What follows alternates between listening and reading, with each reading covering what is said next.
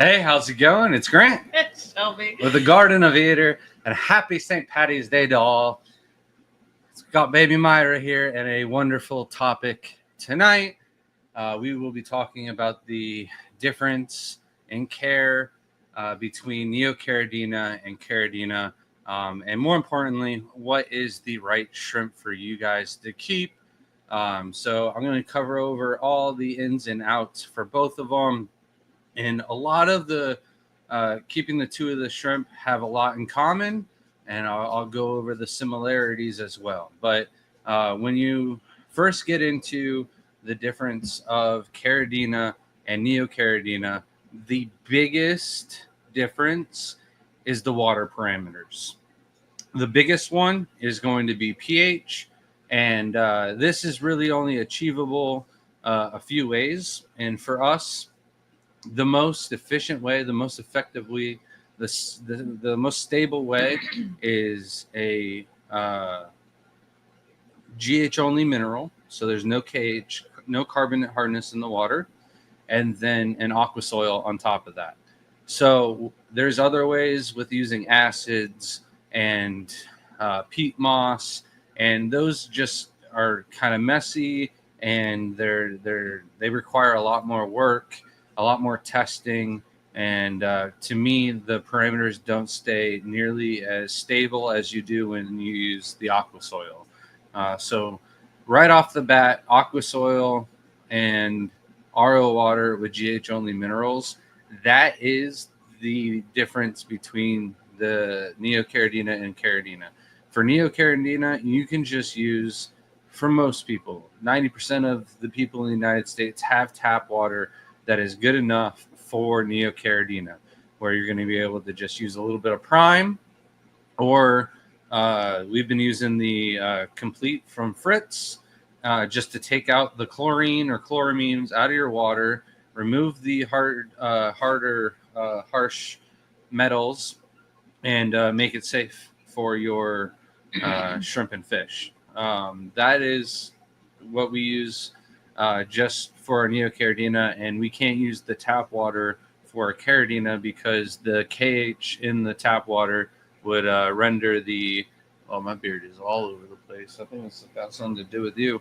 But the tap water in most places is going to have KH. The KH is going to neutralize the pH in the water. So the KH has to be 0.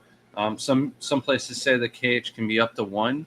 But I find even at 1 KH, it raises the pH just a little bit, and then it'll shorten the lifespan of your soil overall. Thank you.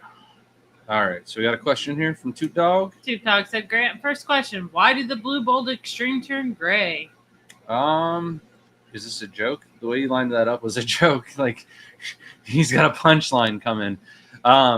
So I've never seen a gray blue bolt. Maybe you can send me a picture. Maybe it's just white. There's like little off coloration to where they could like almost be clear, but I've never actually seen like a gray shrimp. So send me a picture and I can help you out with that one. What Caridina are safe in hard water? That would be the tigers.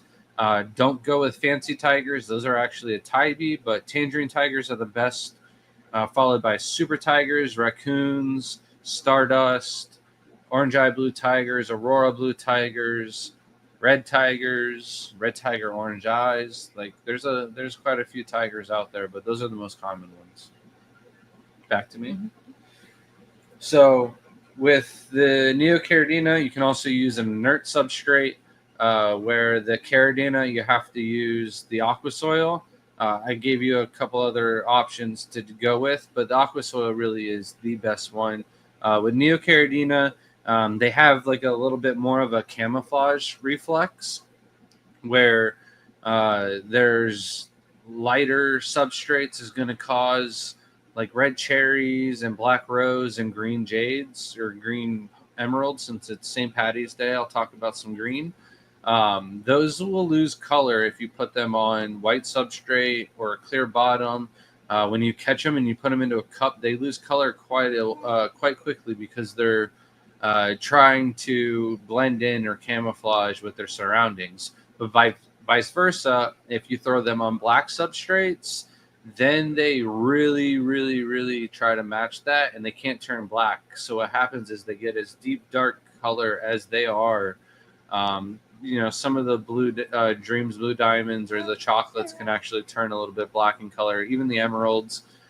So sometimes keeping them on a little bit of lighter color is better for those ones. But I see we got Johnny Best in the chat tonight. How you doing, Johnny? Hope your day is doing well. Johnny Best member for 14 months. Thank you so much. His Grant, thanks for all you do for the hobby. Oh, thank you, Johnny. Also gave us a $2 super chat. Thank you. Really appreciate all you do for us. A lot of reminders this week on how lucky we are that we get to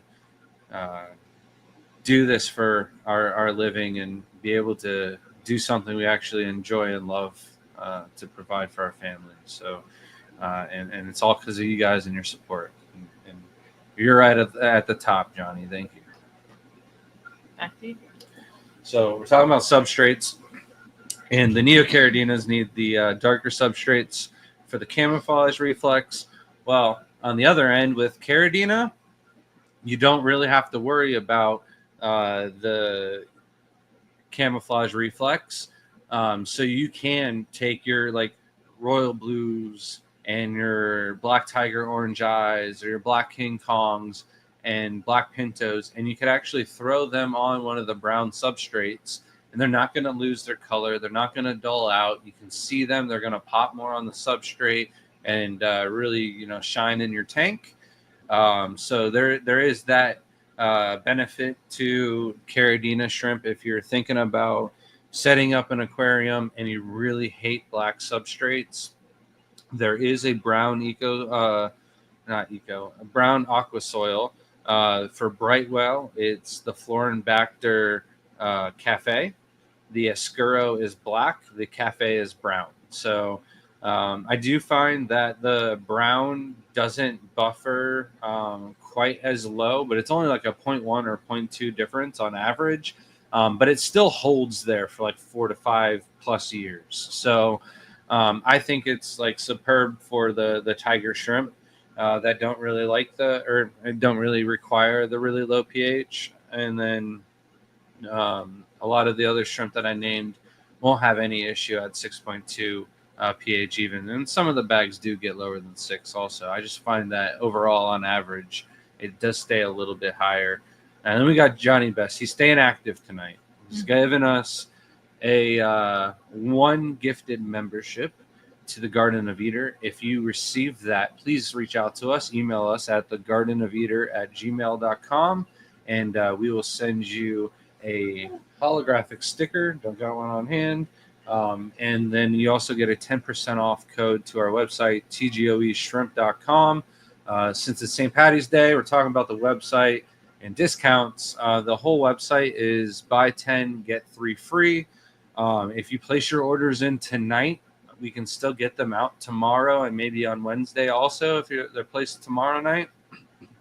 But we've got a show for Aquamania in North Carolina that is going to be on Saturday only. If you're in the Carolina area, I highly recommend you come check out the show. Come see us if you're going to be there and you want something like blue bolts or sorry, she made a noise. It was funny. If you want blue bolts or pintos or something special, we pretty much are only going to bring Neocaridina and a few bags of tiger shrimp. So make sure you reach out to us and let us know, hey, bring us this, and we'll put it in a bag or hold it aside for you, so that way you get the shrimp that you want and you're not missing out when we can come to you and you don't have to pay any shipping fees if you're going to be at the show already.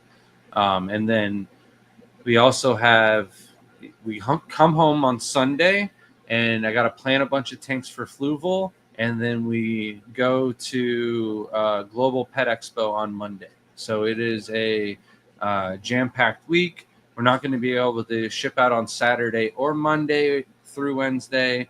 So all orders placed basically from Wednesday till the following Wednesday won't get shipped out until Saturday.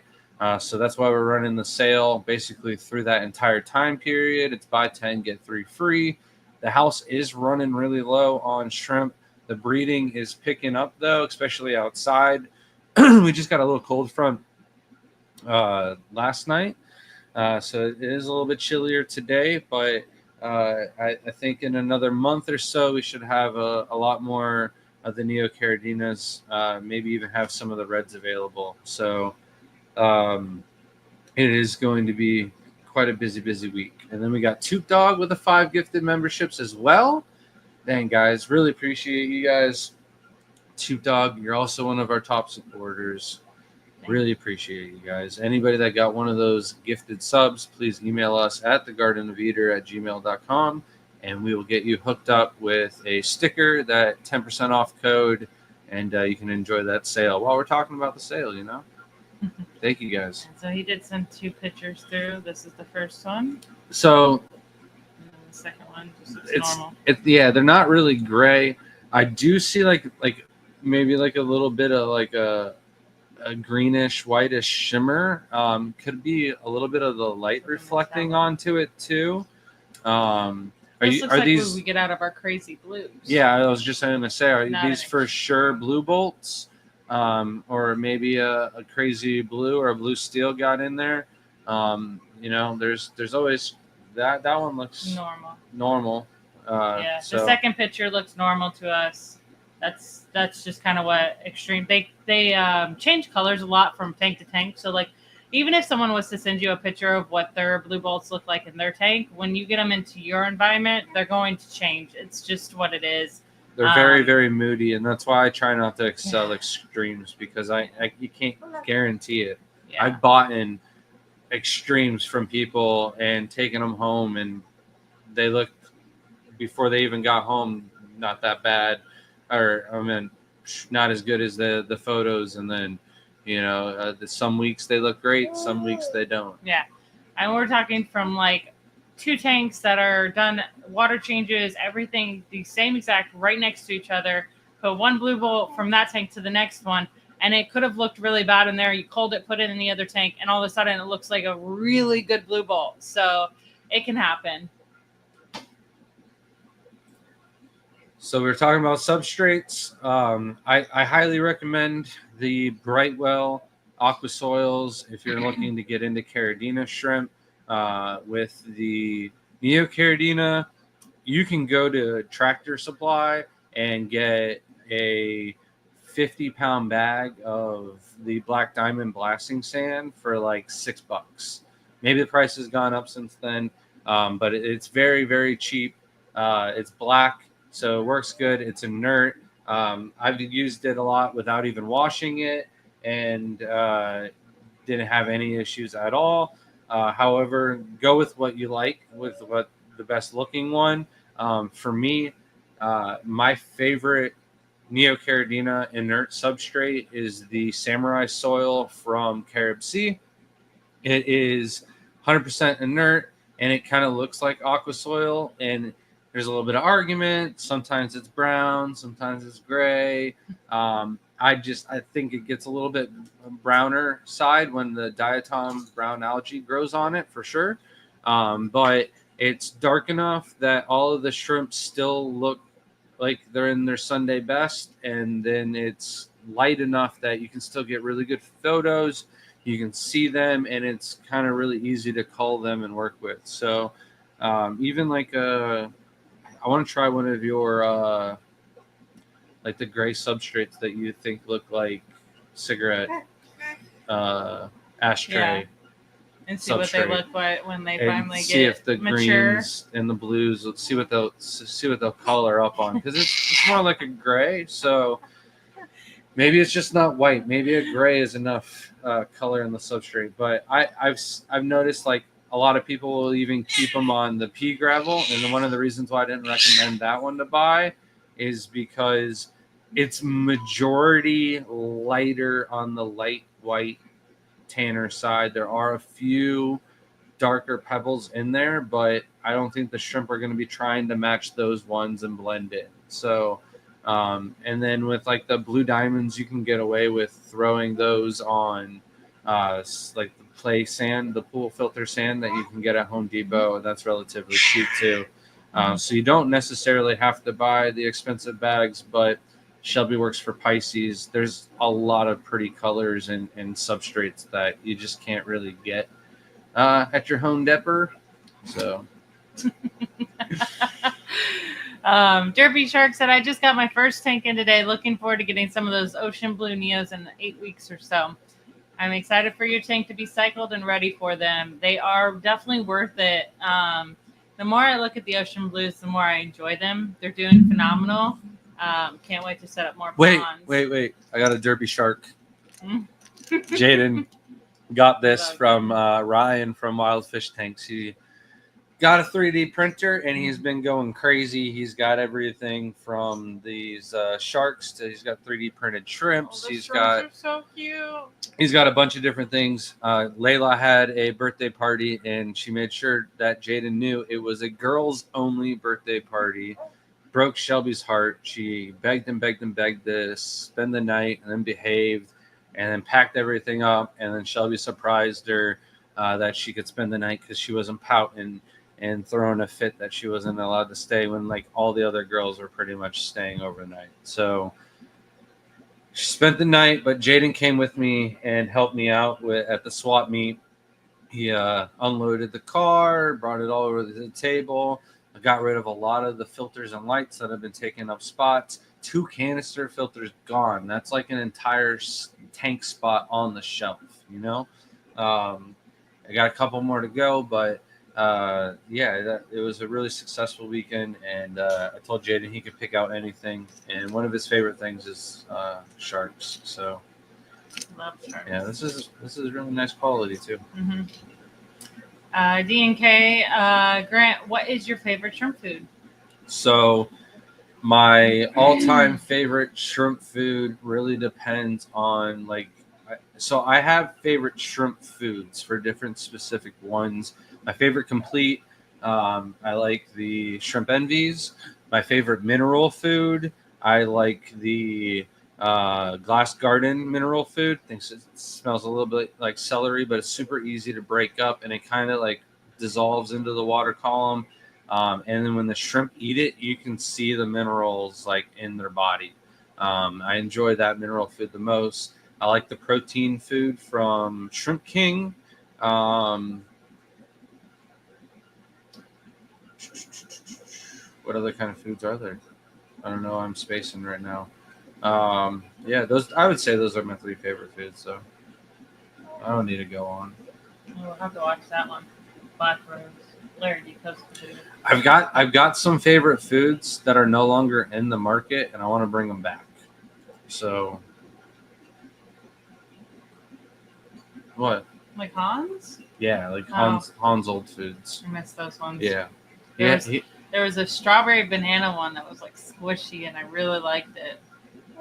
And it kind of fell apart like snowflake food did. I can't look at her. She keeps doing that every time I look at her.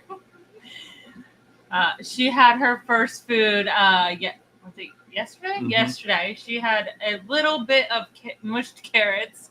I mean, probably like less than a spoonful. And then she did not care at all.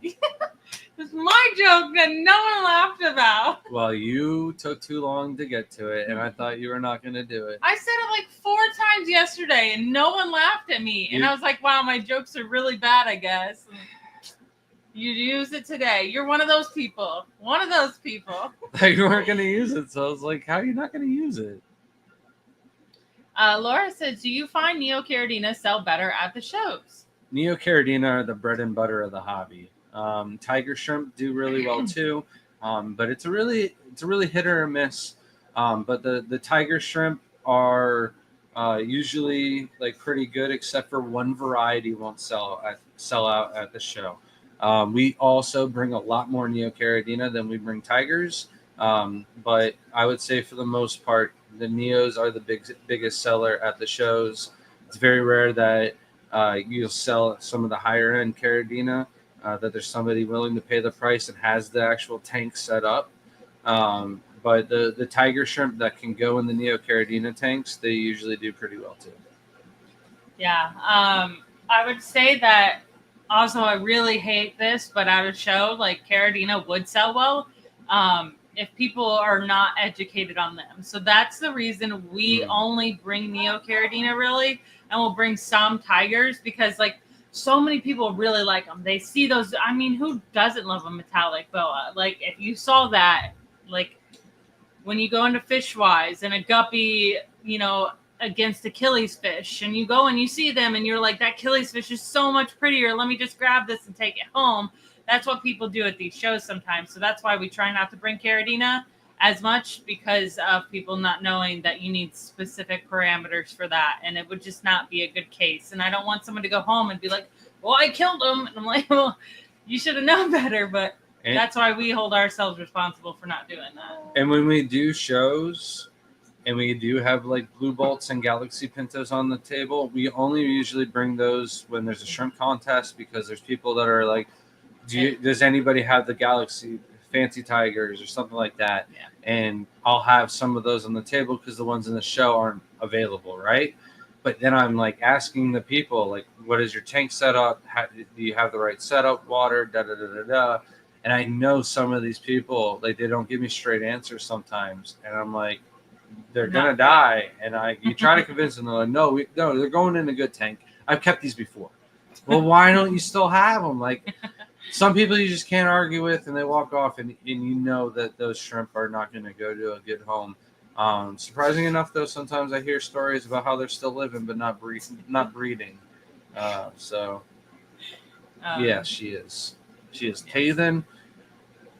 She's drooling a lot. She's teething. She's chewing on everything. She's tasting everything. Yeah.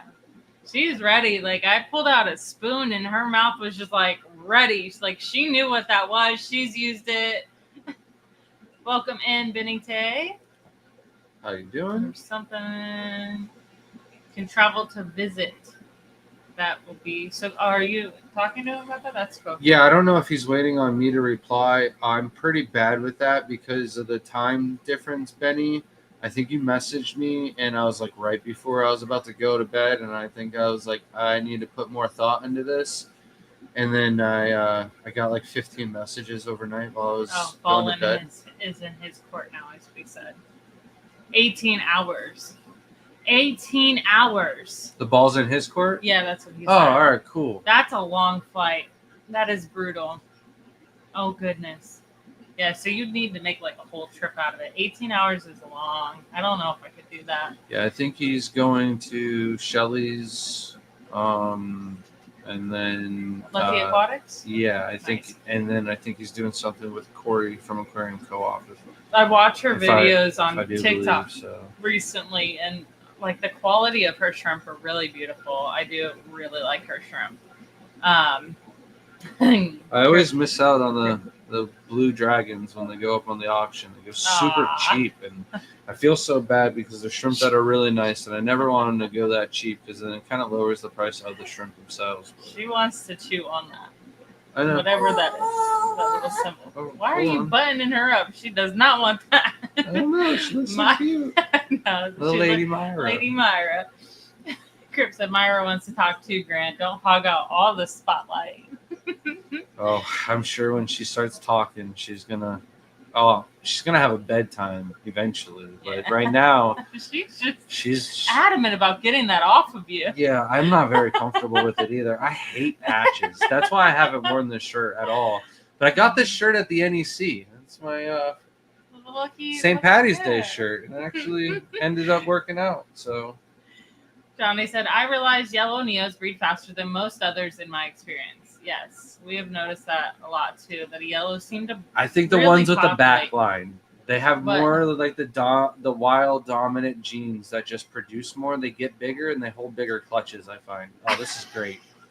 So I have noticed 100% that with Neocaridina specifically, I believe the healthier lines breed faster, and I think that the reason some of like the carbon release, the greens, the oranges, and things like that that breed a lot slower is actually because of the way that where they come from in the lines of shrimp, that they're not as healthy to me. I don't know if it's something to do with genetics, but like pure yellows, no problem. The blues do pretty good. But like when you start getting into like the black rows are fine because they're more like crazy. They go throw like every color. But when you start separating to the orange and the carbon, they seem to struggle just a little bit more. And if the quality of the shrimp, if the quality of the shrimp is better, they seem to do better. Like we've had blue diamonds, like they have like hit a wall where they're just not doing as good. So I had to split them up and start again and then start again. And they're just, the ocean blues are like 10,000 to our 200 blue diamonds. At our swap meet, one of our elder club members, Hank Darren, actually gave me some orange Neocaridina that came from my original stock before I killed them off when I broke my ankle. So Sleeper Barbecue says, so would you recommend that Tractor Supply blasting black blasting sand setting up a 75-gallon? So what exactly are you doing? Because if you're doing it with plants, not necessarily. If you're putting cories in there at all, absolutely not. If it's just for a 75-gallon shrimp tank, yeah, I mean, that's probably the best bet. It's expensive. A 75-gallon tank to get as much substrate as you need to cover the entire bottom. Buying samurai soil for that, I mean, that's going to cost you a pretty penny. So if you don't have a huge budget, black diamond blasting sand is definitely a good one to use. When I first started out, we set up my entire shrimp room with the black diamond blasting sand. I think that's one of our older videos. It's like we go through. Well, it shows you like what it kind of looks like. I set up our original green jade Neocaridina tank. I took out all of the green jades at one time and put in the black tigers, orange eyes, and I was trying to get them to breed in Neocaridina parameters to see if they would breed faster. They bred. They grew slower. They bred slower. So I moved them back into Caridina parameters and moved the green jades back into their original home because they went outside. I caught them all from that tank inside, moved them outside, and then moved them back into their original tank. And then they're still booming in there today. So it's a little hard to get to them. Some jerk put a bunch of the aquariums in the way of that tank. And I don't know how many are in there now. There's probably a good amount. There's I can get food in them because I can feed them over the other rack, but I can't catch anything. You have no idea how difficult it is to get up. And it's got a good light on it, so the biofilm is booming. Change the name, Phil. Or is it phylum? Phylum. Oh, maybe. Just a quick thank you so much for your $5 super chat. It says, just a quick thank you, guys, for everything you do. I love this hobby, and you two make it better and far more successful. Aw, thank you. We appreciate that. It means the world to us. You've really been showing your support tonight. I appreciate that. Chattanooga, don't know if you heard. I should have stopped and got ice cream with you the other week. Instead, we got a flat tire. Oh, I learned my lesson. Next time, if the question is to go get ice cream with Chattanooga Ed or not, you go get ice cream with Chattanooga Ed. I don't care what Ed was doing. I was pulling him out of the situation. We were going to go get ice cream. So I don't know how to move everyone over, but when we are done with our live stream, make sure to check out Larry D's channel. I saw a couple people say something, so I might be missing. Is he live something. Next? I don't know if it's live next or a video. One of the mods, just let please us know. Post the link in the chat for Larry D. Thank you. Johnny Best says, "What do you say on Skittles for anyone not looking to cull just wants shrimps?" So Skittles is definitely good. Just know that in a year or two, you're gonna have almost all wild type Neocaridina, like the original ones, and some of those will cross with the same color and have those babies, but chances are the wilds are just going to way outproduce, way outbreed, and they're dominant. So anything that they do breed with will end up with wild type markings as well. But it is also a way to get some really cool shrimp. So did you move the newts? Oh, there they are. yeah, they're up top. I couldn't see them. I'm like trying to look everywhere. As soon as I ask, she's like, "Hey, what's up?"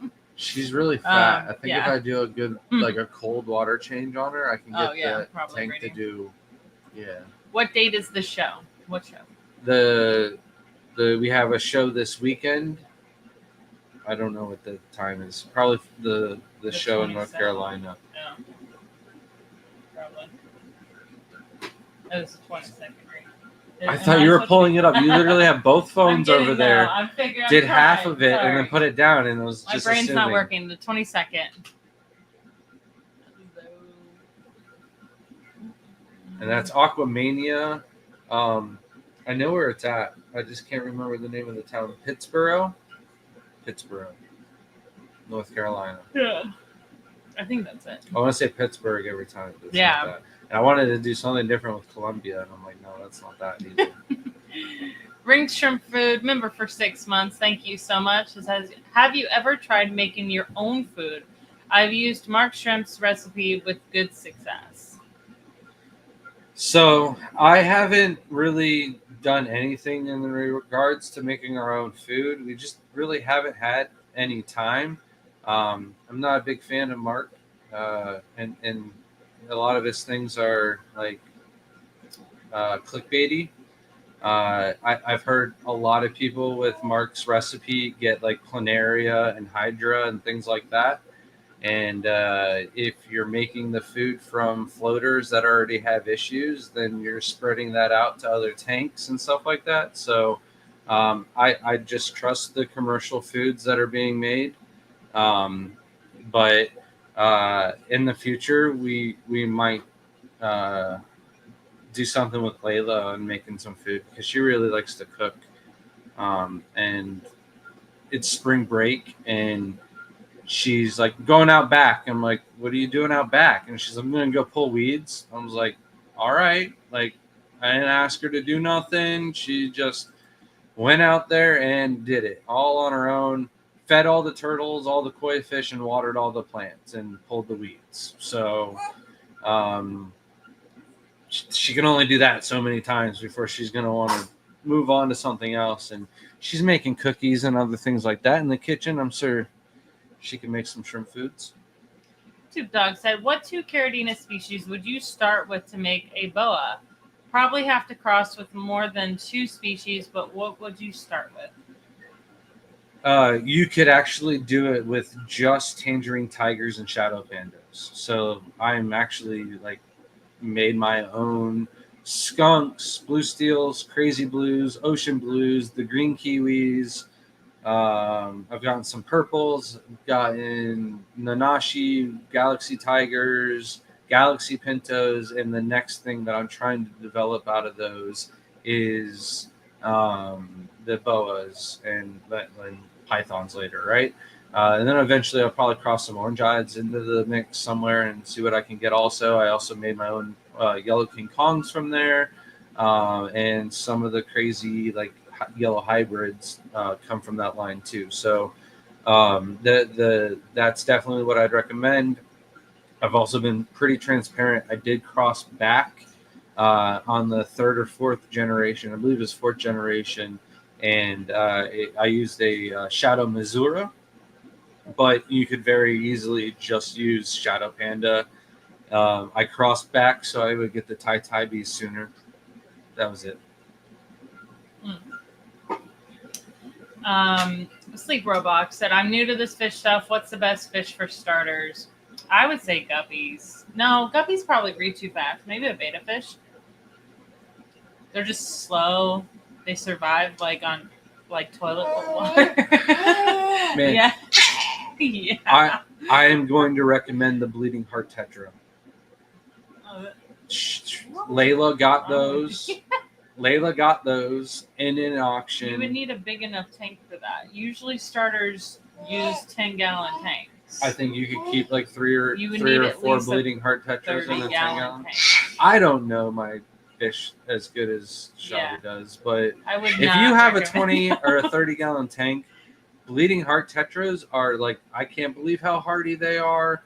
They survived in the bag all the way back home to Florida. They're still alive a year later, and they've survived every algae treatment because they're in the farm tank. So when I get plants from the nursery, they all go into there. They all get hit with a good dose of hydrogen peroxide, a good dose of razor, and they've never even flinched.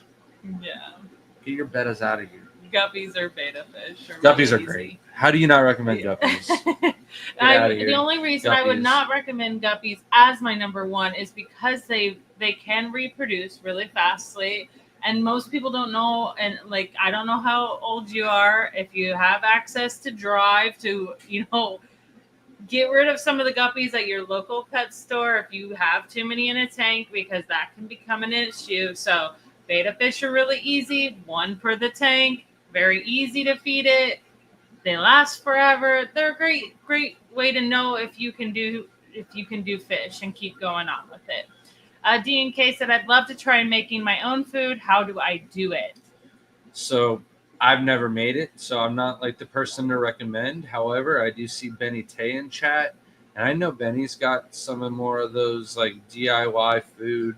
I know he does the lupa balls, the what are they? Calyx balls? Whatever you want to call them. The biofilm making balls or whatever. I'm sure Benny's got like a make your own food or something like that. But I just don't recommend using aquarium plants to make the food. Yeah, I wouldn't use that. There's a lot of people that, like they dehydrate duckweed dehydrate duckweed. There's all sorts of different methods you could do. Most of it is dehydrated vegetables, and then they press it together. But could you imagine getting Malaysian trumpet ways. Snails or something like that because you got like aquarium plant? I've had Malaysian trumpet snails come back to life from being dried up for like six months to 2 years. Diego said that girl is advanced. She is doing things faster than I expected her to. So it's like she's crawling crazy.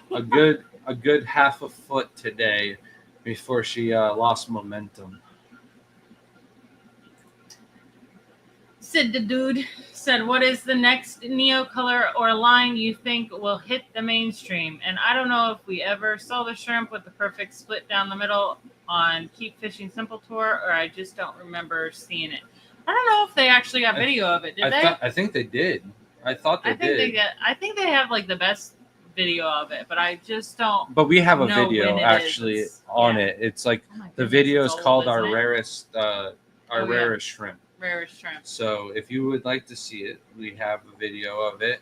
Or go check out Nick's video. It's a great tour video of the house. It's probably, Jimmy came when a lot of stuff was done, but I think when Nick was here, the house was pretty mint. Yeah, it was nice. So it needs some work.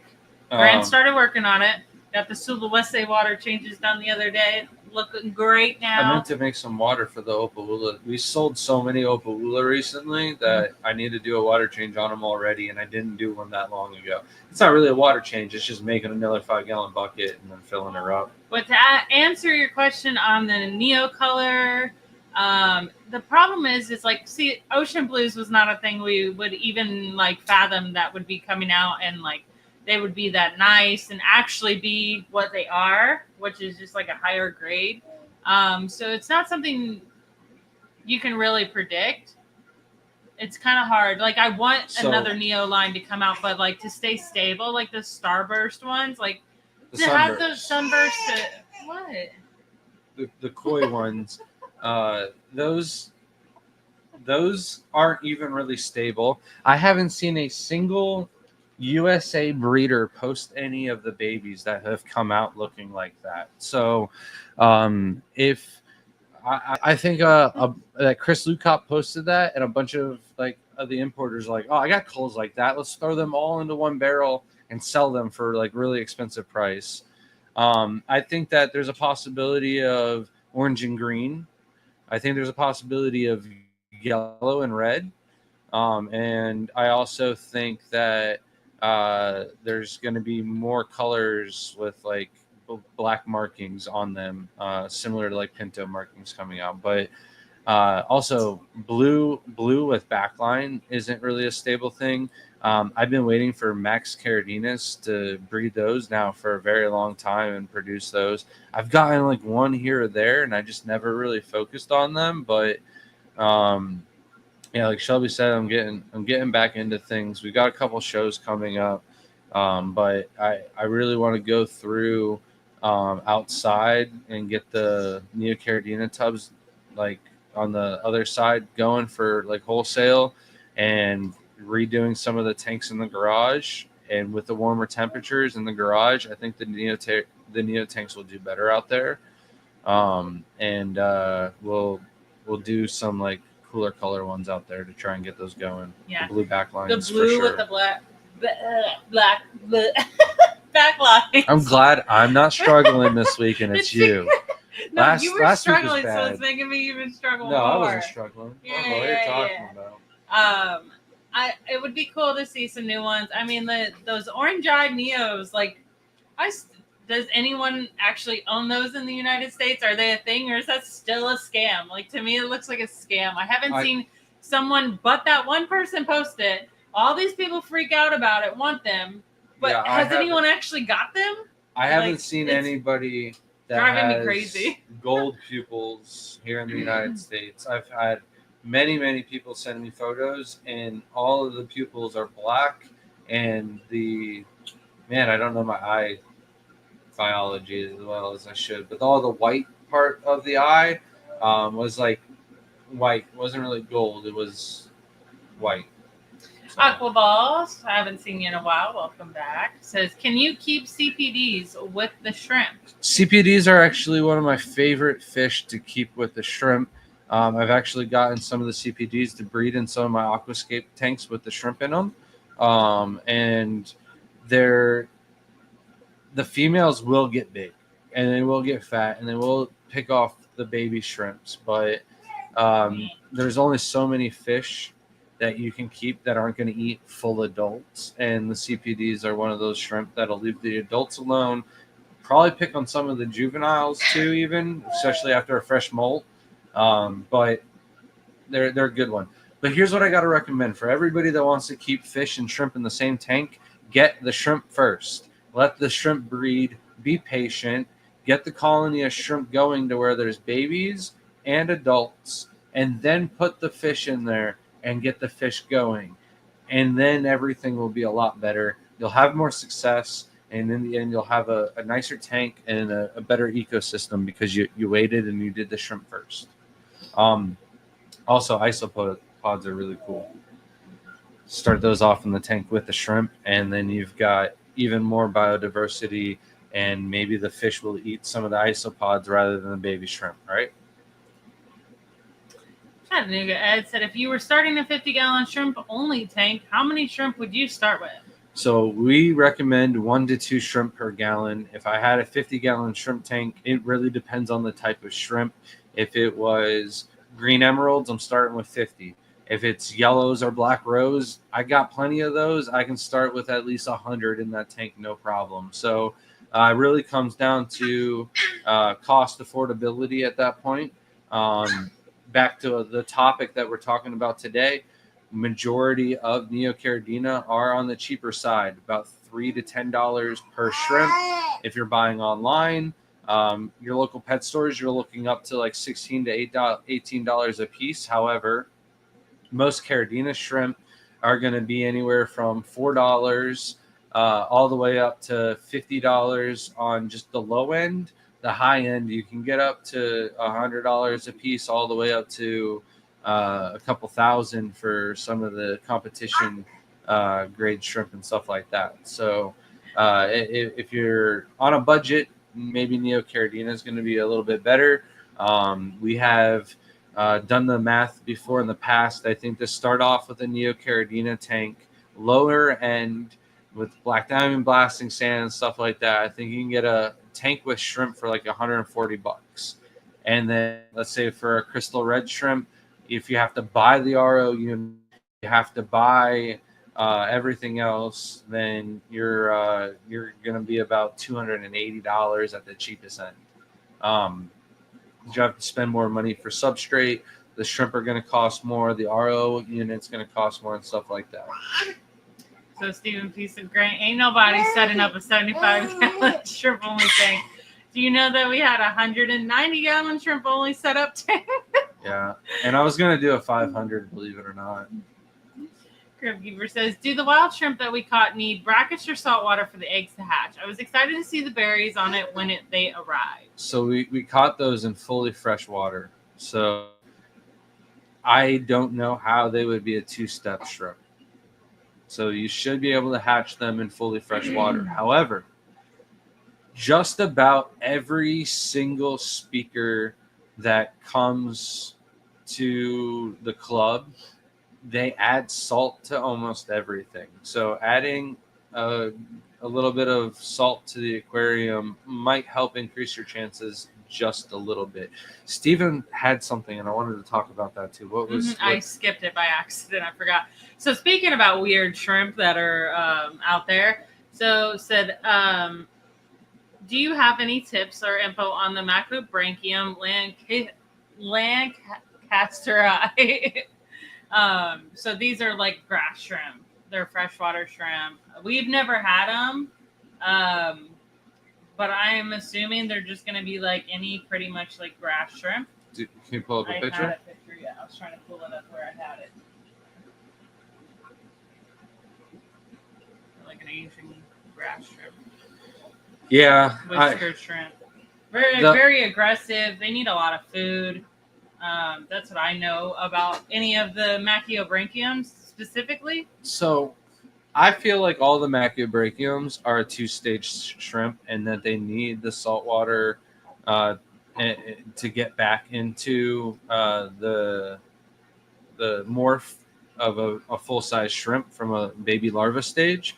However, there's the shrimp that Dr. Anthony gets, and he's in Iquitos in Peru, and he says he's so far upriver that it's like impossible for the shrimp to have made it all the way back up there where they're catching them, right? Is it though? Like, I don't know if it is. I don't know if like shrimp can travel that far and in like reverse tides. Like maybe that's like, because I know in our river, when it's high tide, the flow actually reverses. So it sucks if you're like tubing and you're trying to get to a certain location by the end of the day, and then the tide starts coming in, you actually have to start swimming upriver, downriver, if that makes any sense. Yeah, really not.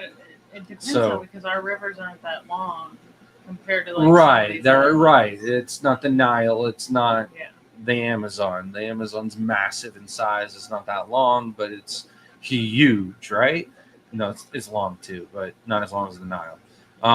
And so it's I just feel like it's possible that there's still a two-stage shrimp, and the shrimp make that epic journey. I don't know though. I wasn't able to get any of them to breed in my tanks. I haven't seen anybody that was able to get them. I had a person messaging me and contacting me and communicating with me, and they were able to get them, and they were going to do their best. And if they got them to breed, they were going to contact me back. And I don't think they were any more successful than I was. So who doesn't love ice cream? If you're lactose intolerant, I'm sorry, but I think there's like a pill that most people can take that you can still eat ice cream. So I don't care how much those pills are worth. I mean that's what I'd be spending my money on. You got something else you're pulling up? Yeah. Or should I go back? You can go. All right. So while we're talking about price, right? RO units. You can get cheaper ones for like $80. I think the RO buddies used to be about $50 at the cheapest store on eBay or Amazon. I'm not sure these days. It's been like it's been since COVID. I haven't looked at RO buddy prices, right? I know you can get a cheaper 5-stage off of Amazon or eBay for around $100, but you're going to want to probably get one based off of your total dissolved water out of your tap. So if you have a TDS of like 1 to 90 to 150, maybe you can get away with an RO Buddy, which is like a 4-stage unit. It's not that bad. Your water is not that bad that the filters will be able to pull it all out. However, with the TDS going like into the 200s or higher, you're going to want to get a 5-stage unit. If you've got really hard water, you might want to think about getting a DI to make sure you get your TDS all the way down to 0. So the next one. So Johnny said, Grant, was that Petco in Imaginarium has a black sand that looks like a blasting sand, but it says planted shrimp. So I looked up, because the only one I saw that actually has like a shrimp on it was actually volcanic one from him. What do you? Imaginarium.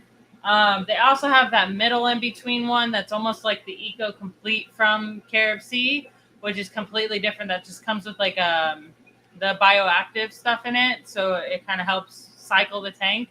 And then yes, their black aquarium, like it's got a goldfish on the front of it. I mean, any sand can be used for planted tanks, but it'll eventually not get any nutrients, so you have to feed the plants somehow because sand doesn't have nutrients in it. It'll only break down from like the fish you have in it. So like crypts are good, they're easy plants, but like certain plants just won't do well in that kind of environment. So you could do it with like crypts. That's like the easiest. Anubis, some boost, moss, things like that aren't too like high maintenance plants. But it is pretty much like a black diamond blasting sand. Thank you, Shelby, our resident soil expert and analyst. I do have to look at sands for a living now. So yeah, I could tell by the picture because we also have the Galaxy sand in our line and the black diamond sand, which is the same, but sometimes it's not grinded or done enough. So that's why we say we don't recommend it for Cory cats because of their barbels. Like they'll get messed up. It can work, but like it's just not the best. You want the safest thing for your fish, so I just wouldn't recommend it. Hello, Lady Diane. I hope you're feeling good. I haven't read, so I don't know if you're still like. No, we're just talking about the cost, the total cost, and what you'd be looking at with getting the Caridina shrimp. Soils, you can get the black diamond sand for about $5 to $10 a bag. With aqua soil, the cheapest bags of aqua soil are like $36 maybe for your Petco bag of fluval stratum. You're going to spend like $45 to like $100 for the bigger bag of Brightwell substrate if you're looking to do more than one tank. So you definitely spend more money on the substrate and the RO unit. And when you're using the RO unit, you're using more water essentially because you're having to strip all the minerals out. So a lot of the systems are like a 3-to-1 to 5-to-1 waste, where for every gallon of clean water, you waste like 3 to 5 gallons of RO waste. We're trying not to waste any water here, so that's why I'm making the system on the side of the house with the IBC totes, where the Neocaridinas will actually live in the wastewater. And it sounds like it's bad because I'm using wastewater, so it's just reused, redirected water is what I'm going to call it, right? Because there's nothing wrong with it. I've got a big old oh my god carbon. Hold on, I got this. We got it at the same time. The kids, they've got friends calling. Their friends don't know it's live stream night. How dare they? Totally forgot where I was though. Go ahead. Go to Crypt Keeper. Wastewater. Oh yeah, redirected water. So you are going to have more of a water bill when you're using an RO system to do, say, 100-gallon tank maintenance, right? So you got to keep that in mind with the cost. Also, Now you're using RO water. You're going to have to use GH only minerals, and those are going to cost a little bit more money than just using straight tap water too. So the salty shrimp minerals that we saw on the website are the most bang for your buck. It has 0 carbon hardness in it, so that way it won't neutralize the pH buffering capability of the aqua soil.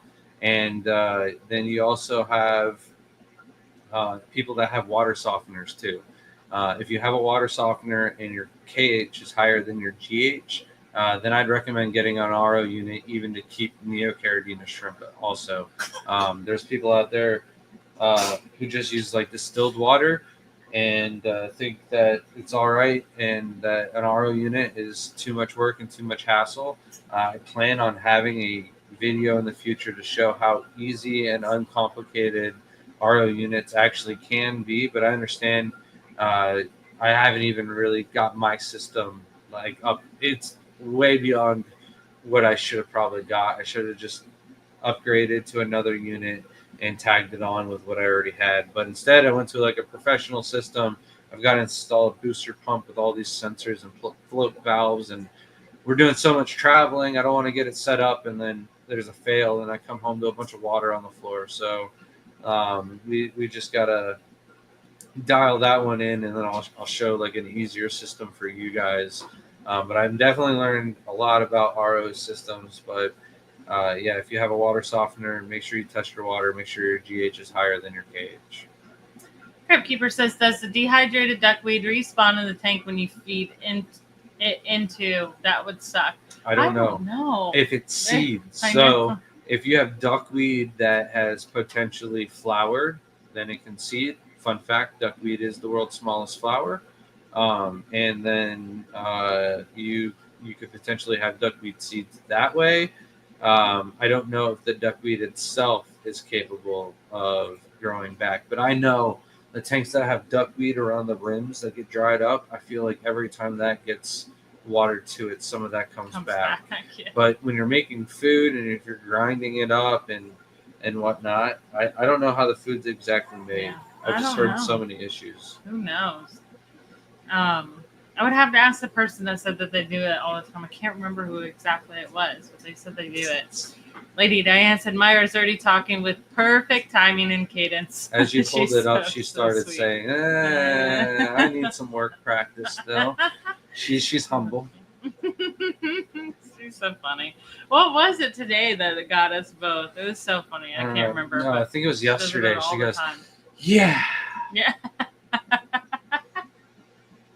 Was there time for her show or something? Sorry, we got. Do you want to join us? No. Interruption from our son getting his tablet. The switch must have died or something. But he's like, speaking of that, I'll grab that too. It was his birthday the other day. We were officially parents to a teenager. You gonna say hi? Yeah. Oh, okay. Say hi, teenager. Hi guys. You gotta show a shirt. Oh yeah. He's got his Team Siche shirt on. It's got a little bit of green. I was gonna pinch you on screen, but you have a little bit of green. So looked out. Yay. Right. Looked out. All right. Phil said, would the red Tibies you have be a starting point for fancy tigers, or would it be a different line? So it would be a different line because the red Tibies that we have could potentially have Serrata genetics in them.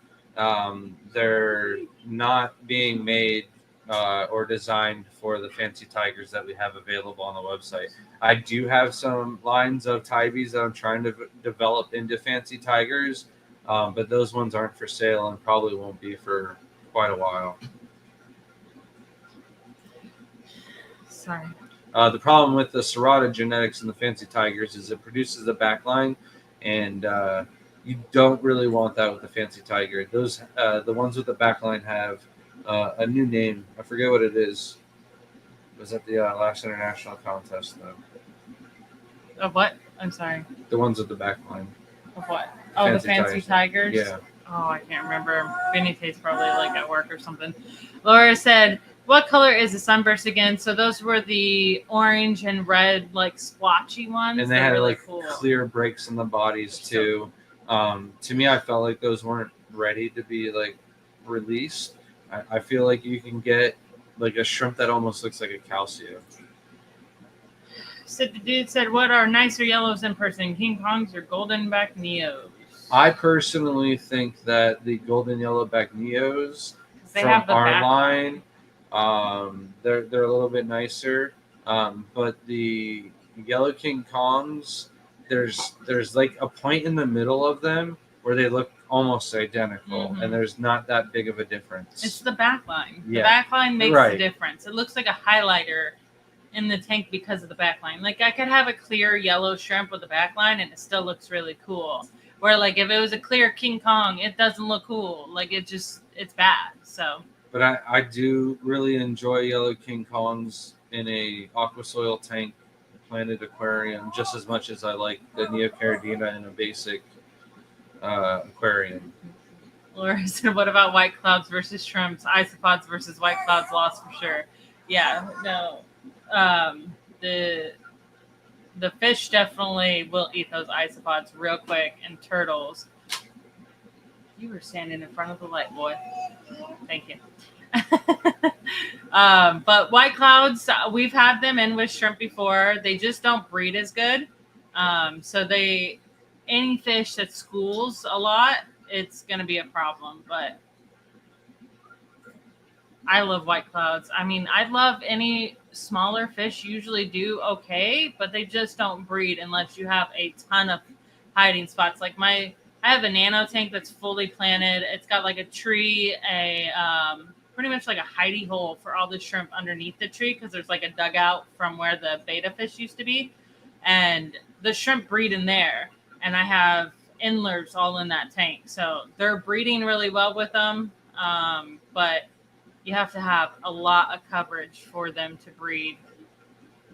I have everything but the shrimps. Oh, for the tank.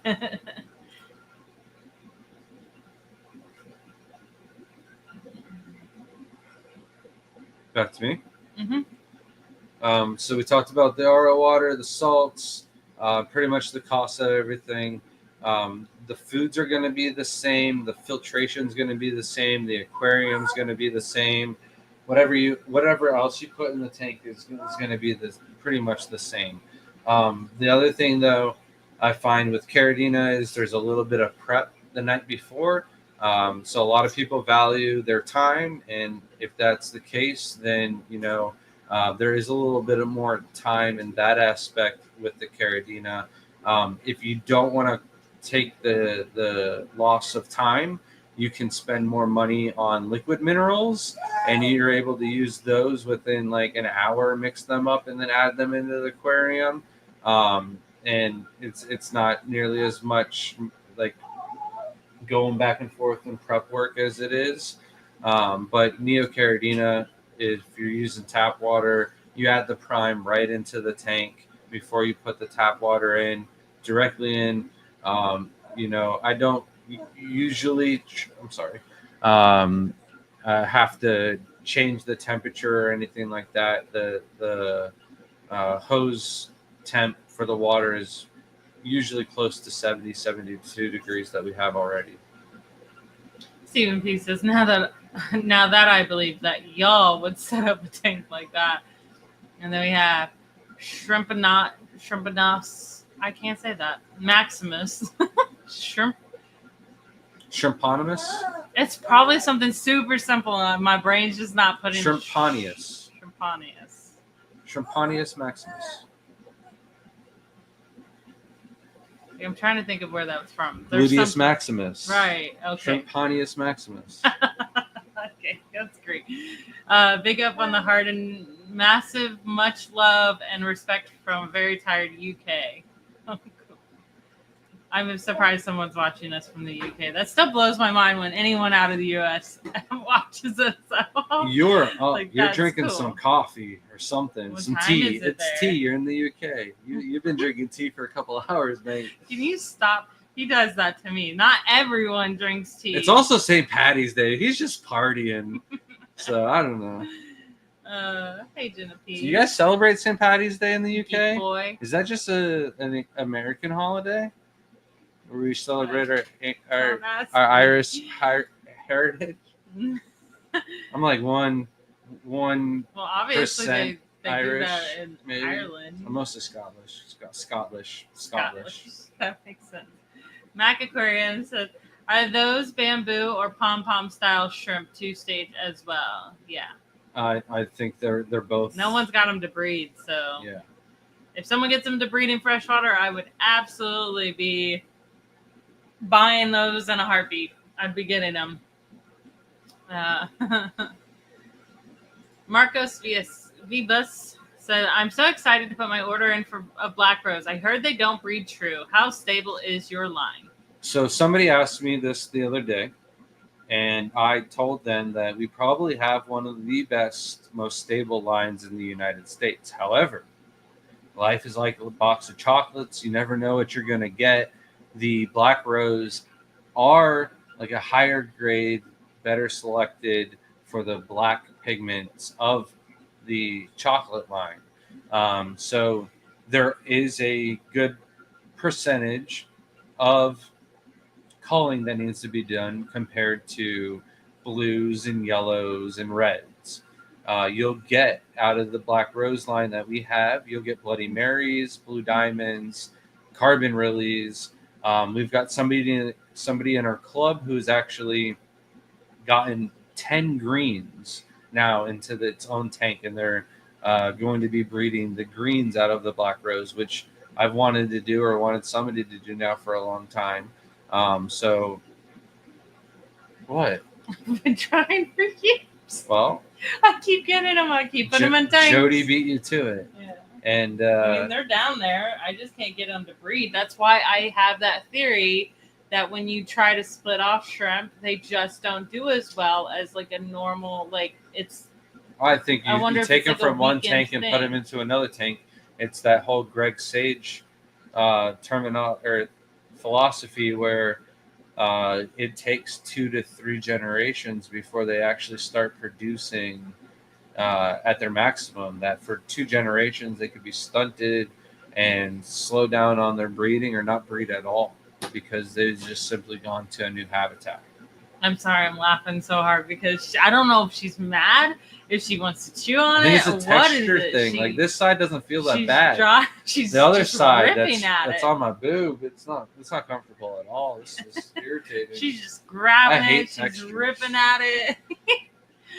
Oh. Did you answer this whole question? Did you answer how stable it is and everything?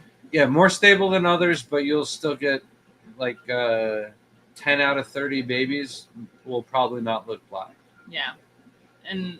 But I enjoy, that's what I love about the Black Rose the most, is getting all the fun stuff out of it. Because, like, to me, if you want to have multiple different colonies and different styles, I would get the Black Rose. Start with them. Get Carbon Release. Like, you get a Blue Johnny Diamonds, Best. Bloody Rose, or Johnny Best wanted the Skittles.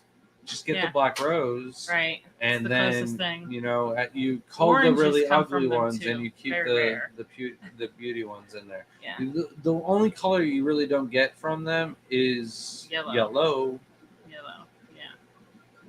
Yeah. What is the best fish for me to buy? It really depends on your setup, how many gallons, what your expertise is, your water parameters. A lot of that comes into play, but like an overall good fish, like we said earlier, was like guppies or betta fish. They pretty much freshwater take platinum everything. stingray. If you don't live in Florida and you don't have a stingray yet, do you know about freshwater platinum stingrays? I'm just saying. We thought about moving to Colorado to get stingrays once upon a time. Aquapalooza. So that is a Florida show that is going to be down in South Florida. Someone probably already answered this. But that one's going to be fun. We're going to have like a shrimp show at it. Not shrimp show, display. Sorry. Because it was supposed to be a shrimp contest probably next year, hopefully. If they continue to do it, see how successful it is. It is hot as can be in here. But And then they have a guppy and Achilles fish show, I believe. I think that's correct. Yeah, I know of the guppy one because I made jokes about putting my guppies in it. We could probably put our Vienna guppies in there if you have them. You keep saying you have them. Yeah, they're in one of those tanks. The tanks are heavily planted with algae. Not with algae, but they have algae on the front of the glass, so it's hard to see them. But they've been getting fed brine shrimp. I probably have like a load of brine shrimp that I could feed to them tonight, but I'm gonna wait till tomorrow morning. I'm gonna hit all the tanks with brine shrimp. They are in the room watching movies and playing games, so I'm assuming this is one of their friends. Hello. Yeah, it's in Coral Springs.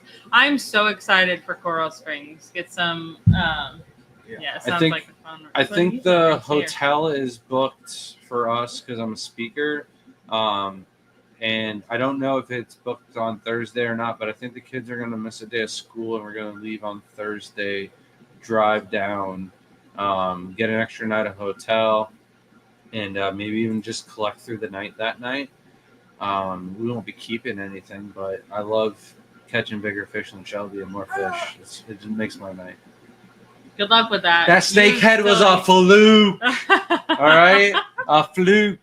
You remember I still hit the panfish with a rock thrown above my head. I hit a panfish from 100 yards out, Shelby. You couldn't do that if you tried. He's still salty, obviously, about me catching bigger. I think I fell back and it hit your head. You almost for the peacock bass and the snakehead. So when did you know? It's actually like a trend on TikTok about women catching the bigger fish than men. I got you on like peacock our bass. Aurora. Like they're just like, no, you don't. Mine was definitely bigger. Don't even try me. Maybe for one day, but is concentrated tap water better or worse than dehydrated water? I have no idea what this means.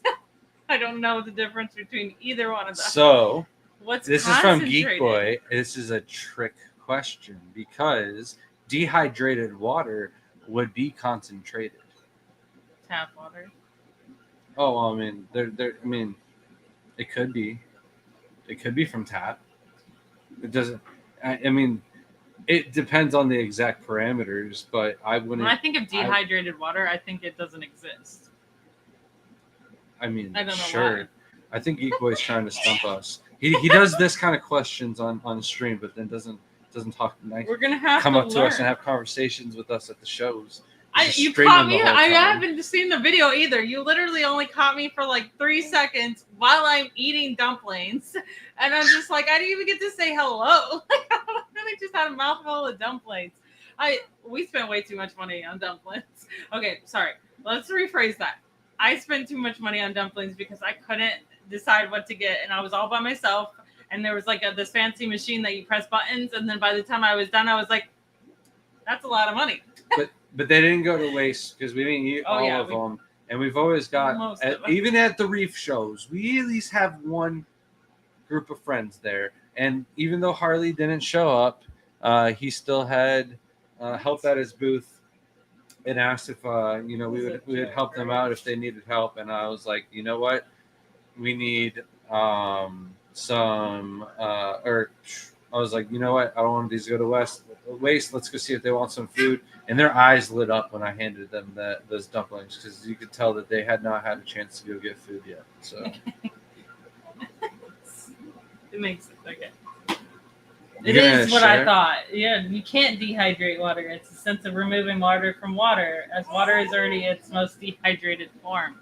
Right, but I'm saying if you leave out 5 gallons of water and it evaporates, and that's not dehydrated water. That's why I was like, this is ridiculous. Technically, it's dehydrated if it's evaporated too. I'll argue that. Powdered water seems like a real space saver.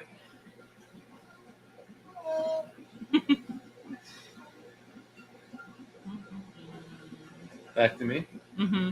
Someone should do a video of that, though, like where they snap their fingers and they dehydrate the fish in water, and it's just like dehydrated fish and powdered water. So the next thing that I would take into consideration is going to be temperatures. If your house in the summertime, the room temperatures get into the 80s, I would do Neocaridina. I would not risk Caridina because your temperatures in the wintertime are probably going to be lower than 70.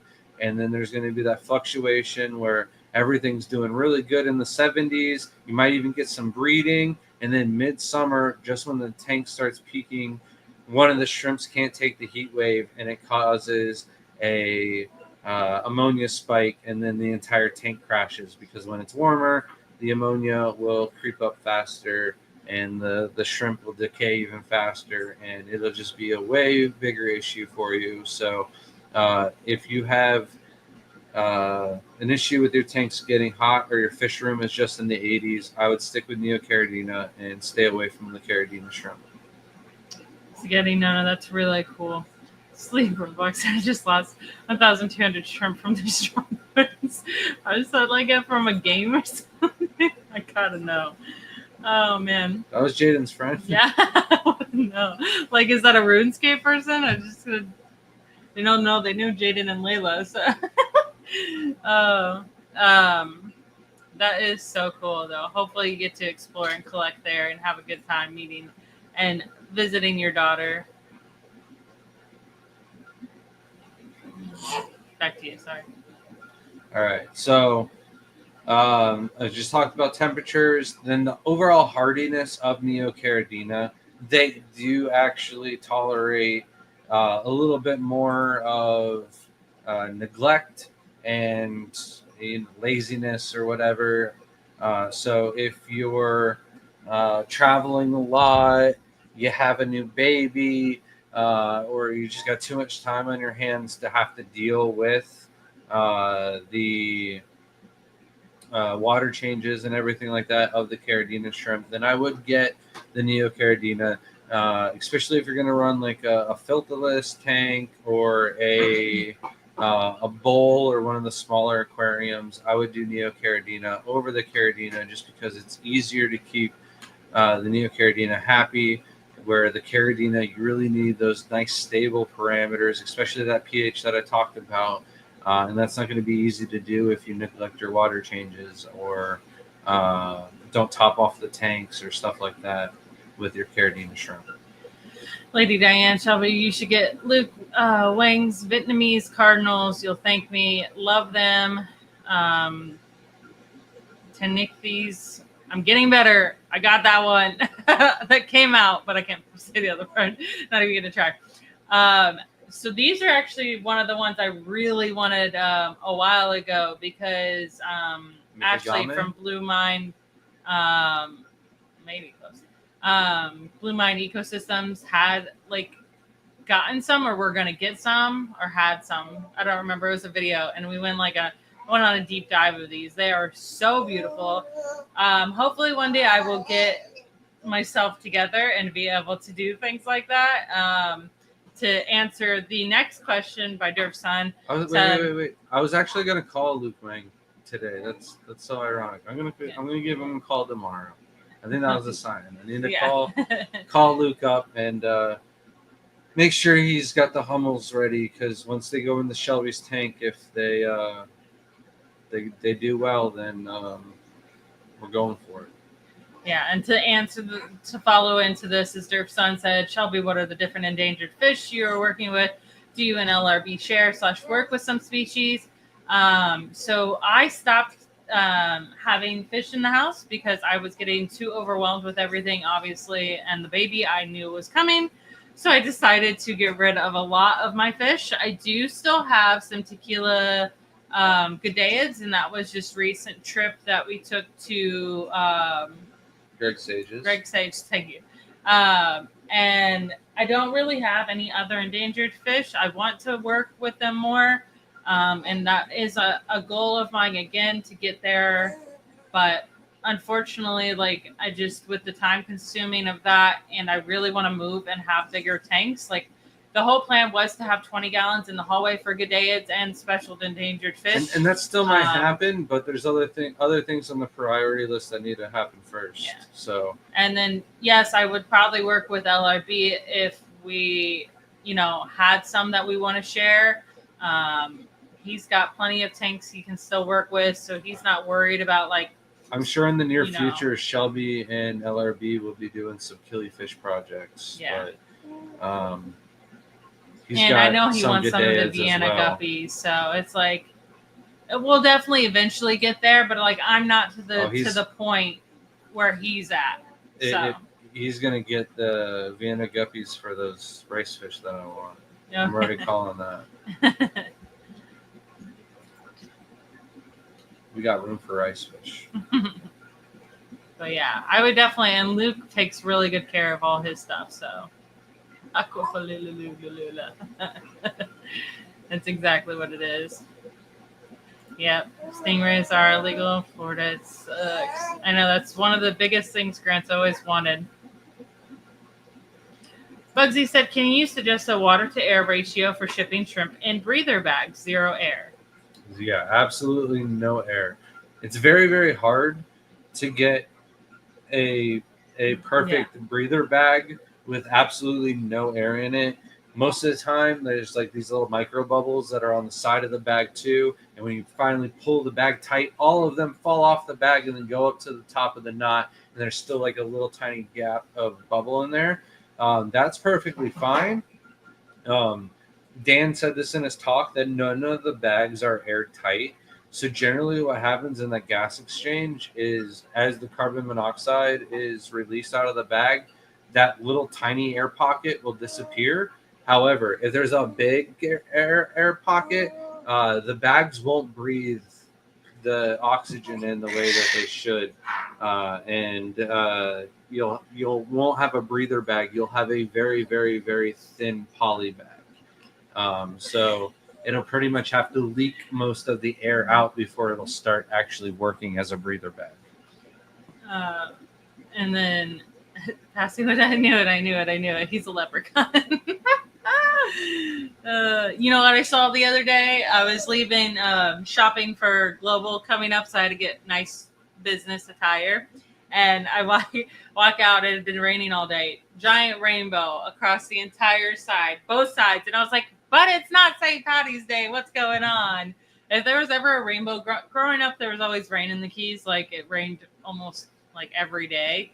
And there was always like a big rainbow. I would always think that I could find the end of it. I would spend some time trying to find the end of the rainbow. It'll be the last live stream with the beard. It's out of control. So the more I try Eric to fix said it, the worse great it and gets. great. The more I fix it, though, it's like got little points. Like I've never noticed. It doesn't bother me. It's driving me nuts. You should just start like twirling it into little octopus arms.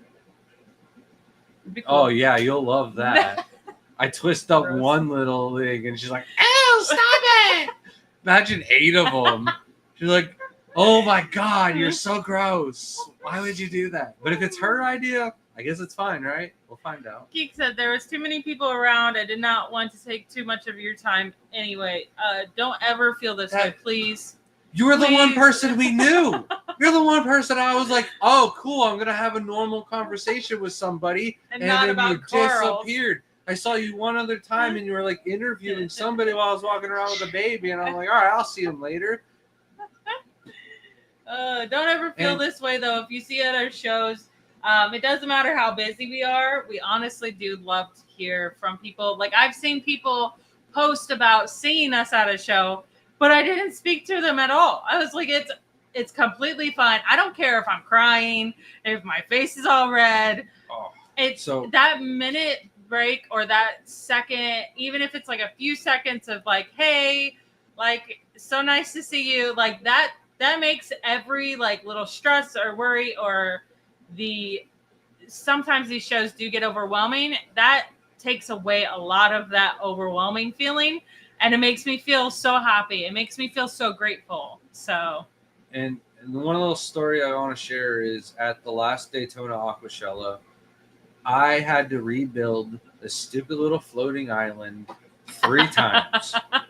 One time, it just fell apart in the tank, and I had to rebuild it. Not a big deal. Was able to do it. Rebuilt it, glued it all together, put it on the floor, walking around the tank, I don't know what happened. I walked away, came back. Somebody had stepped on it, completely broke all the rocks to the point where I couldn't even glue it back together. All right, no big deal. I'm going to just build another one. It's a little tiny dinky rinky dink island, right? I got this. Did it, then put it down, let it dry, and then my dumb self stepped on it and broke it. And at that moment, I looked over and I saw my friend Trey. And Trey is such a sweetheart of a guy.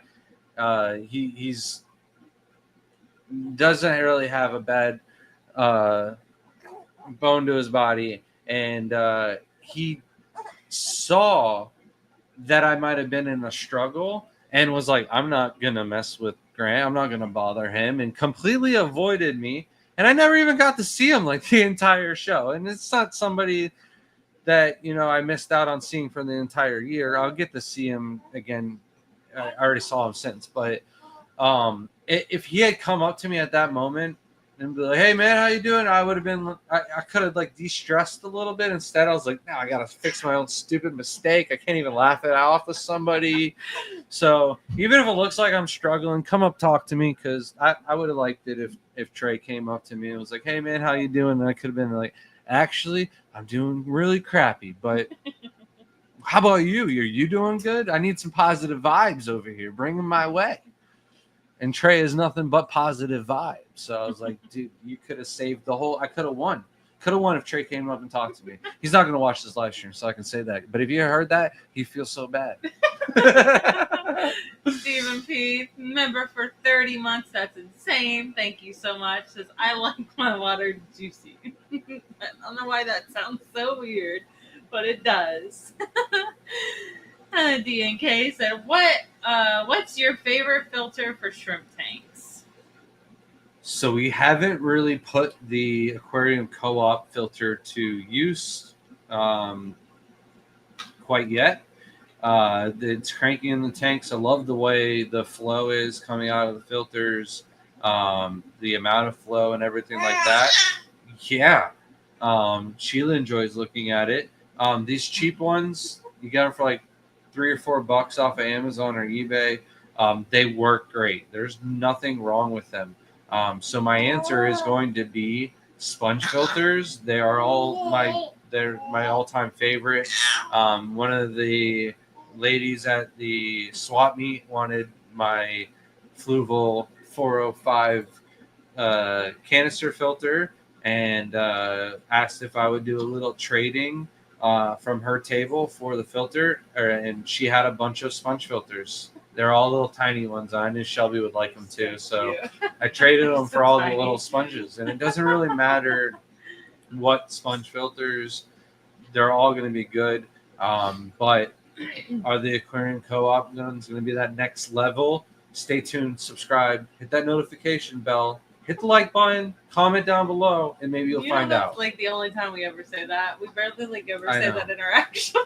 I know. I find it so we haven't even really been posting videos, and we saw the subscribers are like really going down. So we're like, we got to start posting again if we want to make the kids proud, because the kids are not going to be happy with us until we hit that 100K and get a plaque. Yeah, honestly, we're just nothing to them. Yeah. They're like, it's cool, but I know there's gonna be a day. Oh my god. Where I'm gonna be sitting right here, and the plaque should be right there. The plaque's not gonna be there. I'm gonna look at Shelby and I'm gonna be like, Jaden took it to school. He took it to school. It's gone forever. Not that it'll be gone forever. He'll watch it like it's his most cherished, prized possession, I'm sure. But that kid, what else did he take to school? He took something else to school to show our business cards. And then stickers, they took stickers. But no, they didn't even ask. They just took them and then handed them all out. And then we started getting a lot of kids that were subscribing to us out of nowhere. And we're like, Jaden, did you tell your class? And he's like, yeah, I brought our cards. And I was like, what? Thank you so much, Johnny Best, for gifting another Garden of Eden membership. So maybe what we should do is when it comes to the end of the stream, any gifted subs, for every gifted membership that we get, we have to stay on an extra minute. So if we say, all right, guys, we're wrapping it up, and after that, if we get a gifted membership, for every one, we have to stay an extra minute. So if you want us to stay longer, And why you learning That's how this you from do the it. streamers that are like doing like 24-hour streams? Not well, They're ridiculous. kinda, but this is different. Right? I can't do 24 hours. We'll do minutes. Jesse said the ocean blues Neos I got from you have exploded to where I can start 2 more tanks of them. Yeah, and not a lot of coals. That's an easy one to do. Yeah. Yeah. Just need to brush for the beard. We also bought you like this beard stuff. One of his friends told him all about this beard. What was that stuff called? Beard something. Beard oil. Yeah. Yeah. And then Beard wax. Wax. It was. He never wanted to use it like twice. I got this shark. Looks What's great. wrong with you? It works. Welcome in, I'm not even gonna Scotty. lie. It's been a while, so I hope so Not you that can bad. see the baby. Surf Son, thank you so much for gifting 5 Garden of Eater memberships. Will you do the spiel? Thank you, Durf. For everybody that got one of the gifted memberships, please send us an email at thegardenofeater@gmail.com. Send us your name, address, and we will then send you a sticker. It is a holographic, exclusive members only TGOE sticker. And we will give you a 10% off code to our website, tgoeshrimp.com. I'll say that again, tgoeshrimp.com. Oh, yeah. Also, we have a sale going on right now. Everything is buy 10, get 3 free from now until, oh man, I don't know the exact date here. It's going to be a while, actually. We're going to have the sale on for a little bit because it's show. It's show season. But yeah, until the 29th. So the 28th is officially when the sale is over. Yes. She wants you back. I got you. Thank you so much. I definitely want to get you like a little shrimp bow tie. So every time you have to do it formula, you just clip it on and you just say it. It'd be hilarious. I'm getting you one now. Thank you so much. You're about had it, haven't you? And we're still 30 minutes away.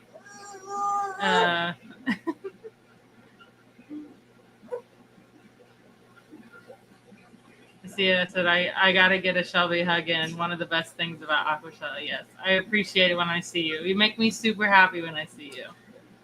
Is fish the fish dig still in question, or did we miss out on that opportunity? Because I only think about it when I see you on our live streams, and I forget to go back and email you every single time. If it is, let us know. If not, let's try to do it next year, if that's a possibility. What's up, Scuba? Scuba Steve, member for 9 months. Thank you so much. Said, hey, what's this? Much love, Scuba Squad. Hope you're doing well. Hope the baby's well. Not so much a baby either, right? They're growing so fast. She does not like that. I think she's also hungry. Yeah, just said it is always nice when people come up to you at events and want to talk to you. Yeah. And it was so weird at the reef show. We had more people. I had a guy with a coral shirt. I got up to the top of the stairs. He's like, dude, I just saw your video on Joey DIY's channel. Dude, that's so cool. That's crazy. And I was like, yeah, man, dude, I'm sorry. I got to run because she had her aquascape contest in 15 minutes. So I had to run up to the room and grab some stuff for the baby before I was stuck at the booth the entire time by myself. Speaking of the king of DIY, there he is himself. 1 Neocaridina, 2. You sure about the minutes? I can make you stay a while. Oh, that's funny. I see a member for 4 months. Thank you so much. Heart. I am struggling tonight. I don't know why. Are you not burning up? No. I'm like 200 degrees. No, like, look how red I am. Like, my whole body's heating up. I think if you left me, I think what I would do is I'd start like watching our own the shrimp thing where it's just an hour and 45 minutes of shrimp, and I'll just talk about those. That's what I would do to like kill an hour if I had to. Oh, like you mean if people kept gifting stuff and you had to Yeah. make it? Oh, okay. If I somebody's had like out of context 100 here. I'm like, that's members. really weird. Like 100 members is almost like an hour and 40. It is an hour and 40 minutes. Yeah, that would be perfect. See, TDI I got it Aquatics. planned. Look, I caught up. How is that even a thing? We were like 10 minutes behind for the longest time. I'm caught up. I'm gonna go take care of her. Yeah, she said. You're on your own. All right, I got 25 minutes to kill. If anybody has any shrimp related questions, hey, here, let me hold it first. Let me go. Say goodbye. Ow. You okay? Yes. Very sore from that walk today.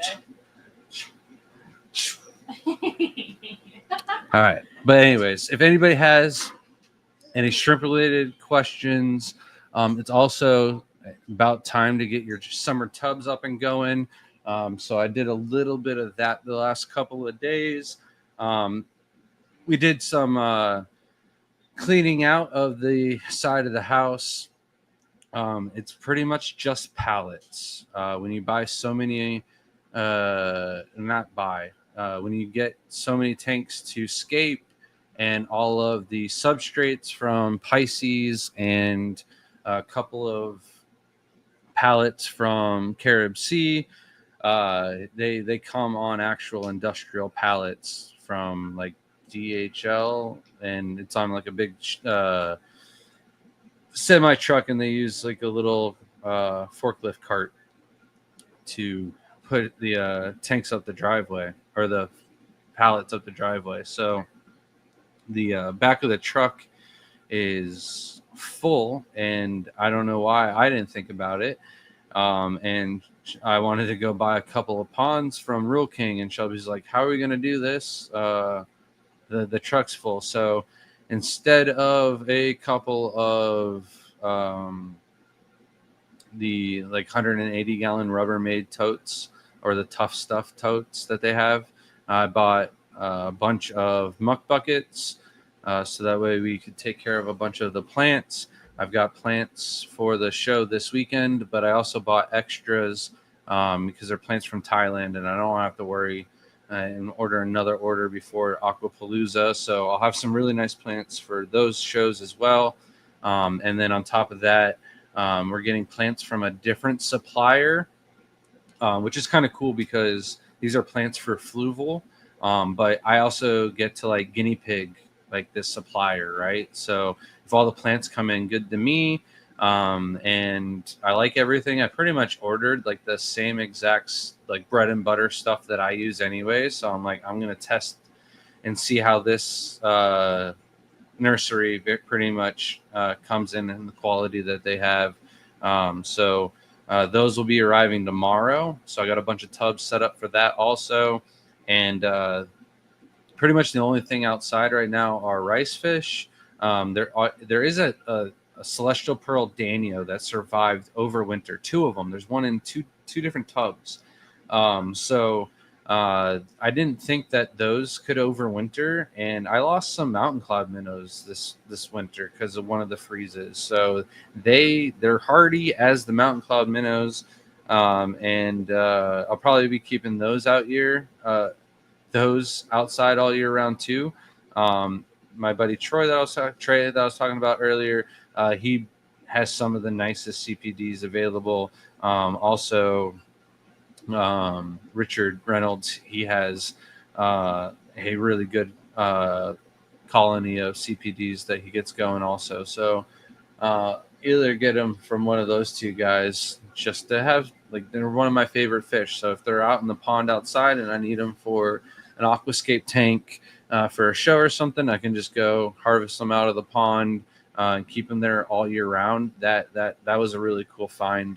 While I think I found that while Dan's Fish was here, or somebody else was by. I can't remember, but caught me totally off guard. I didn't think those would be all right. But and then we do have some of the mountain cloud minnows outside still.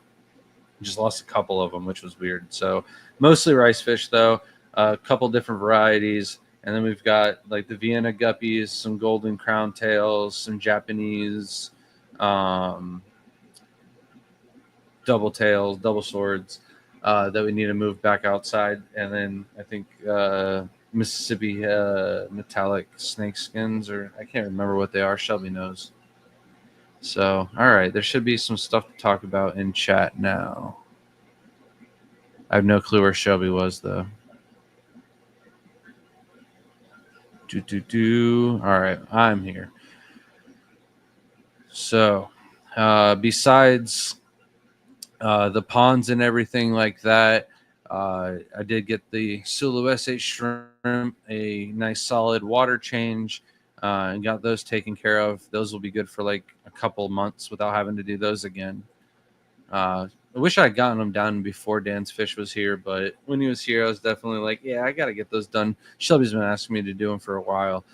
So the best way to acclimate shrimp is to get your bag, cut the bag open, get the shrimp all out of the bag into a nice sized container, make sure there's ample enough room. And then what I do is I get a little piece of clean airline tubing and I stick an end into the aquarium and then kind of just stick the entire airline into the aquarium to fill it up with water. And then I pull it out quickly to get the flow going and I tie it in a knot. And I have lids on my tank, so when I just kind of shut the lid, it holds the airline tubing in place, so I don't have to secure it at all. And then I tighten the airline tubing to the point where only a drip per second of water comes out of the airline tubing, and then I drip acclimate them for about an hour, definitely longer than 30 minutes. But no longer than 2 hours. After 2 hours, I find that the pH will start to swing and you'll actually stress the shrimp out more than you would if you did a smaller drip. Now, if you're doing like a 2-hour drip and you're taking a lot of the water out of the actual container, and so that way the majority of the water coming in fresh at the end of the cycle is from the aquarium, which is properly buffered, then you won't have that big of a pH spike. But that's even more work, and you really don't need to do all that. An hour drip acclimation is pretty good. You don't want to just do the plop and drop. That's just has risky tendencies. And also with my method, you remove all of the water from the bag. You don't add any of that back into the aquarium. So when you're done filling up the bucket or container or whatever you have that you've acclimated them in, remove all the water down to where it's just like a couple shrimp in the bucket, and you pour that out. And then like 99% of the old bag water is gone. You won't ever get it all out. Some of it will be remaining on the shrimp, even if you catch the shrimp with a net out of that water. What do you do with shrimp you don't want no more? I don't really have shrimp that I don't want. If I don't want them, I have them up for sale. And if they don't sell and they grow to a size where they can breed themselves and they produce babies, then their babies just get cheaper. So that's about it. But there's not a shrimp in the house that I don't see myself keeping for ever, basically, just to keep the line going. There's a couple lines of shrimp that I got, and I probably didn't take them as serious as I should have in the beginning of the hobby, like galaxy tigers, leopard tigers. I mean, not that I didn't take them too seriously. I did get them from an importer who shipped them from Canada, and they were in breather bags wrapped in grocery bags. So I don't know about you, but a grocery bag is a good way to suffocate something. And I don't see the breather bags breathing very well through plastic. And there was very, very high DOAs on those. And I wasn't able to find them from another breeder except for one that was, or another seller, except for one that was like breeding them and selling them at a mass rate. And I was like, I can get those from Jeff at any time, until Jeff didn't have them anymore. And I was like, dang, I should have got those. So, and then I knew, all right, hold on. One question before the question. I knew this question was coming up, and I wasn't looking forward to it, but I have to address it. You got to be honest with everybody. But first, can you mix ocean blue with blue diamonds? Yeah, we've had a couple of people do this already. I think the ocean blues are just a higher grade blue diamond. So basically what you're doing is you're adding better blood to your genetics. And I'm not really one to add new blood into genetics. I had this question brought up at the fish club meeting, and I've been told by Shelby I need to stop using this certain state, but I'm just gonna breed my shrimp with one another, brothers and sisters, until I get a two-headed shrimp that comes out playing the banjo. All right.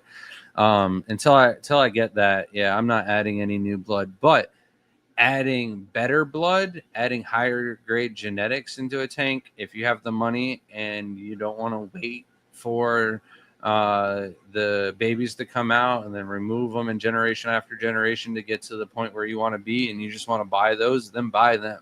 Instant gratification is a wonderful thing. It just costs money.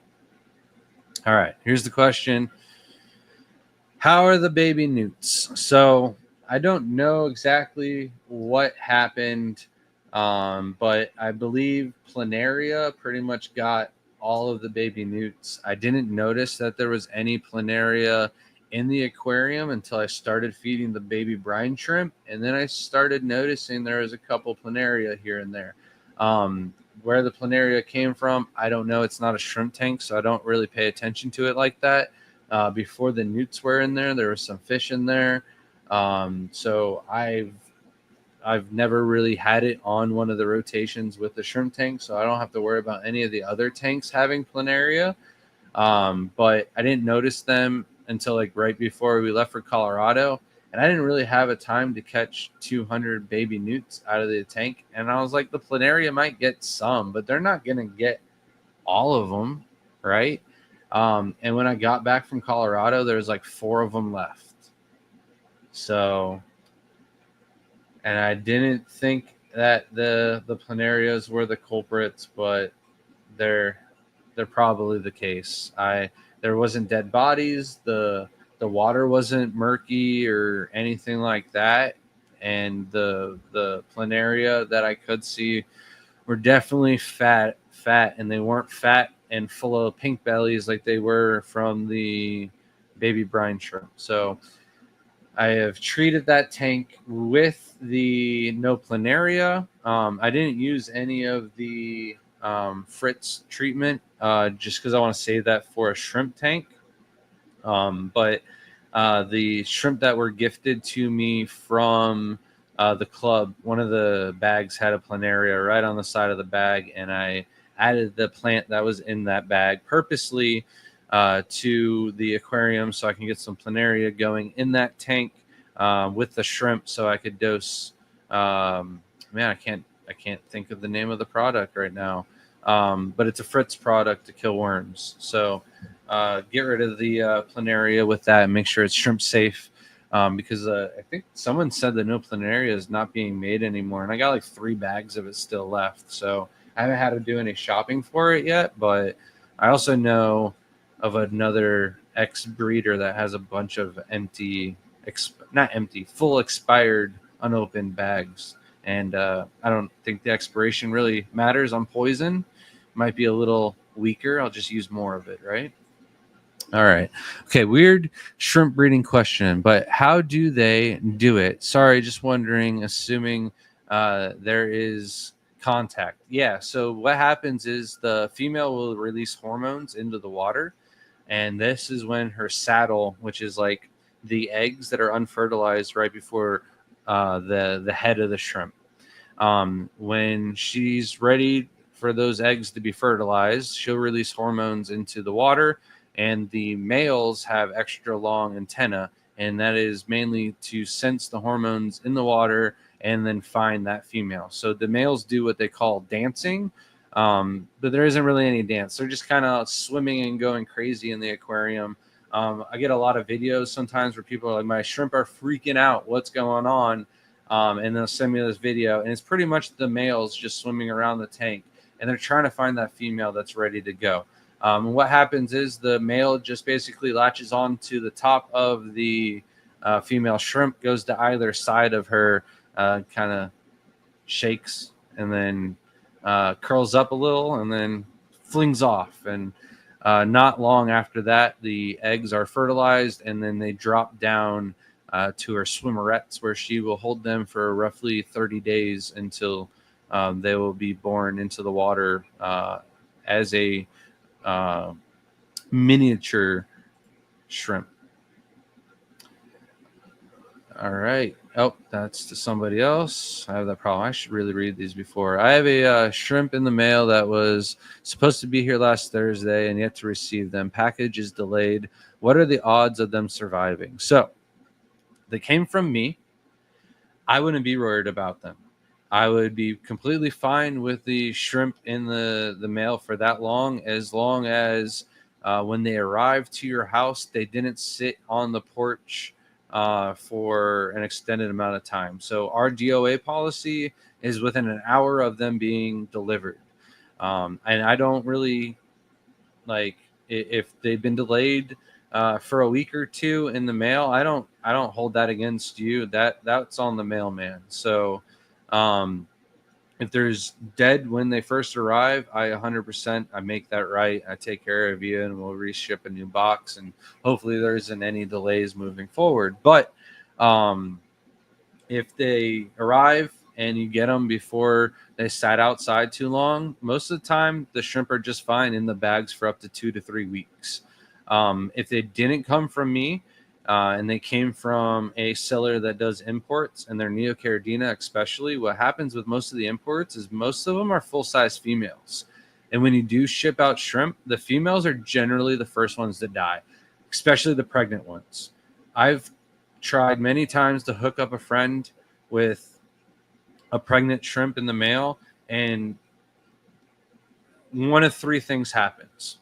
One, the shrimp will die with all the eggs. Two, maybe four things, but two, the shrimp will either absorb or drop the eggs in the bag, or three, the person will get the shrimp and it'll survive, but that is very, very, very rare and generally not worth the risk of the rest of the bag, because what happens is if that shrimp did die, that's going to pollute the water and the eggs are going to rot really quickly.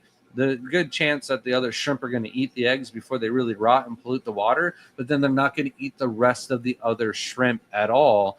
And that is going to pollute the water really quick, and it create like a domino effect where one shrimp will kill the other shrimp.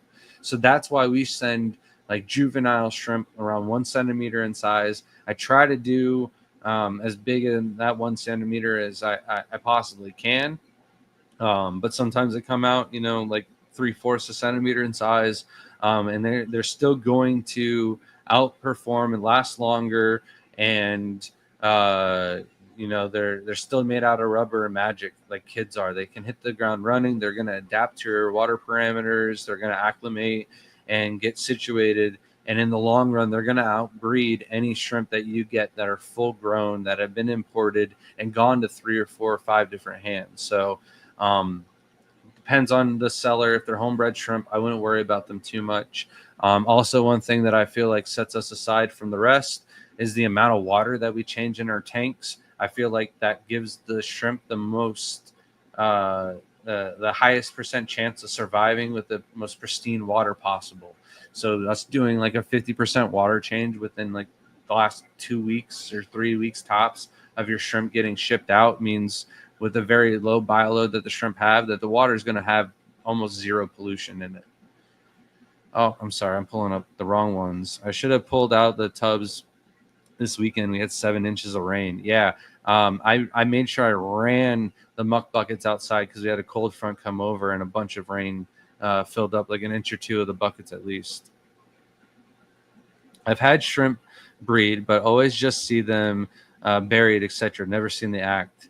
What's that like? It's just very, very quick. It's not very long. Yeah, we order from plants from Waterscapes. We don't order anything else. But yeah, the plants are immersed, grown. They're basically what you get from all of the Florida nurseries down here. So Dustin's fish tanks plants at the shows, they look really good. But I just have like an issue when I buy stuff from people, right? I take a look at their tanks and their environments and stuff like that, and almost every one of Dustin's tanks has a good amount of algae, and he kind of like thrives in some of those tanks. And I don't know about cross contamination and stuff like that. And if you know about my battle with Cladophora, too many of his videos have Cladophora that he's selling plants out of. So it's just one of those things that I try to avoid, and that's why I like some of the plants from Waterscapes, is because they are grown immersed and they have less chances of the Cladophora. But it seems like even some of the because not all of the plants can be grown immersed, right? So some of the crinium and the like Madagascar lace plants and stuff like that, the jungle val like that'll come in with some Cladophora every now and then. So we just have to treat it right. So as long as you treat your plants, quarantine them. There was somebody that got goldfish eggs through duckweed, and it ate all of their baby rice fish.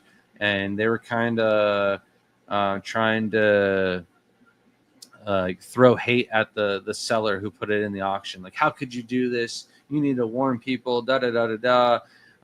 And it's like, no, how do you know for sure that the goldfish even bred in there and stuff like that? You should definitely be quarantining all of your stuff before you throw it into livestock, right?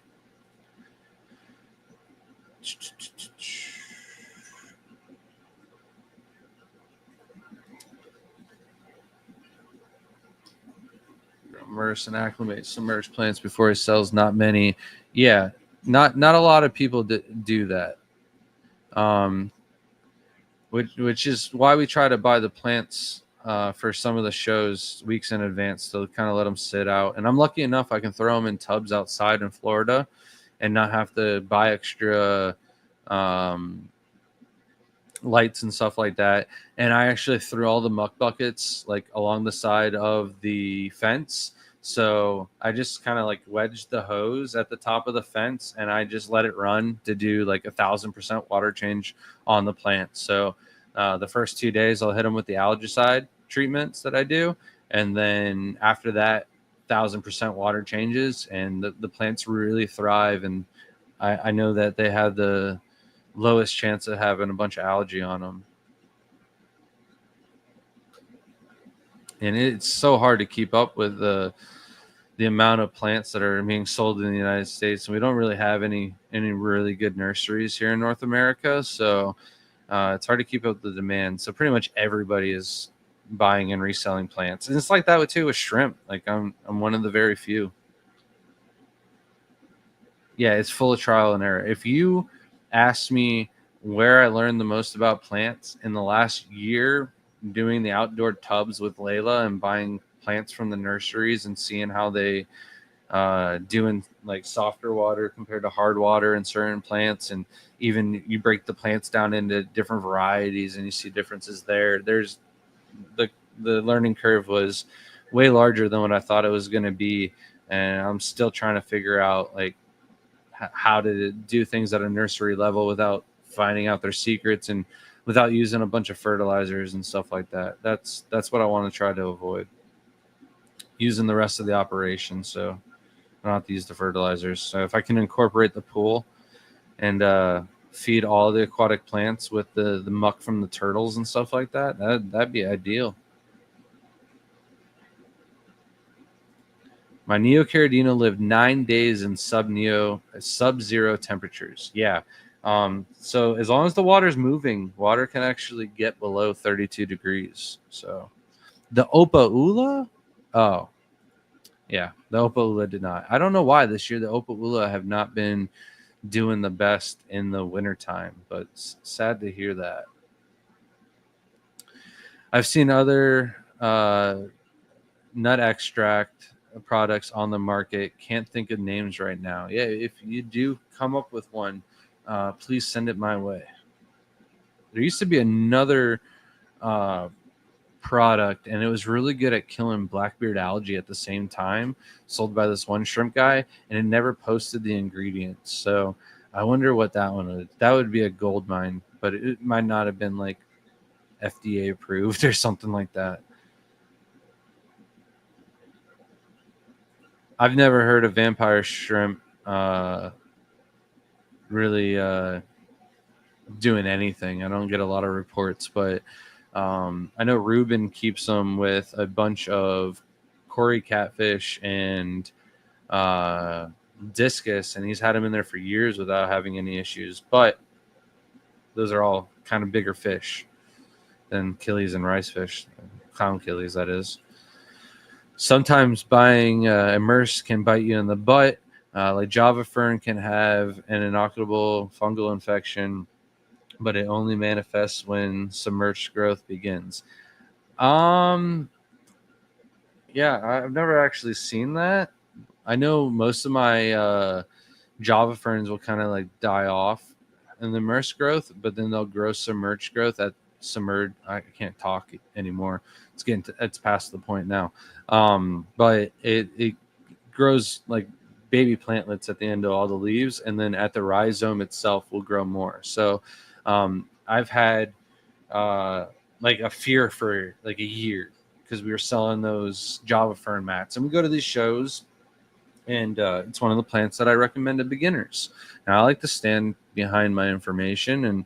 And the first time I put the Java fern mats in my tank, they looked really great. And maybe 2 weeks in, after I'd sold a bunch of them, they all started turning brown. And I'm like, they all died.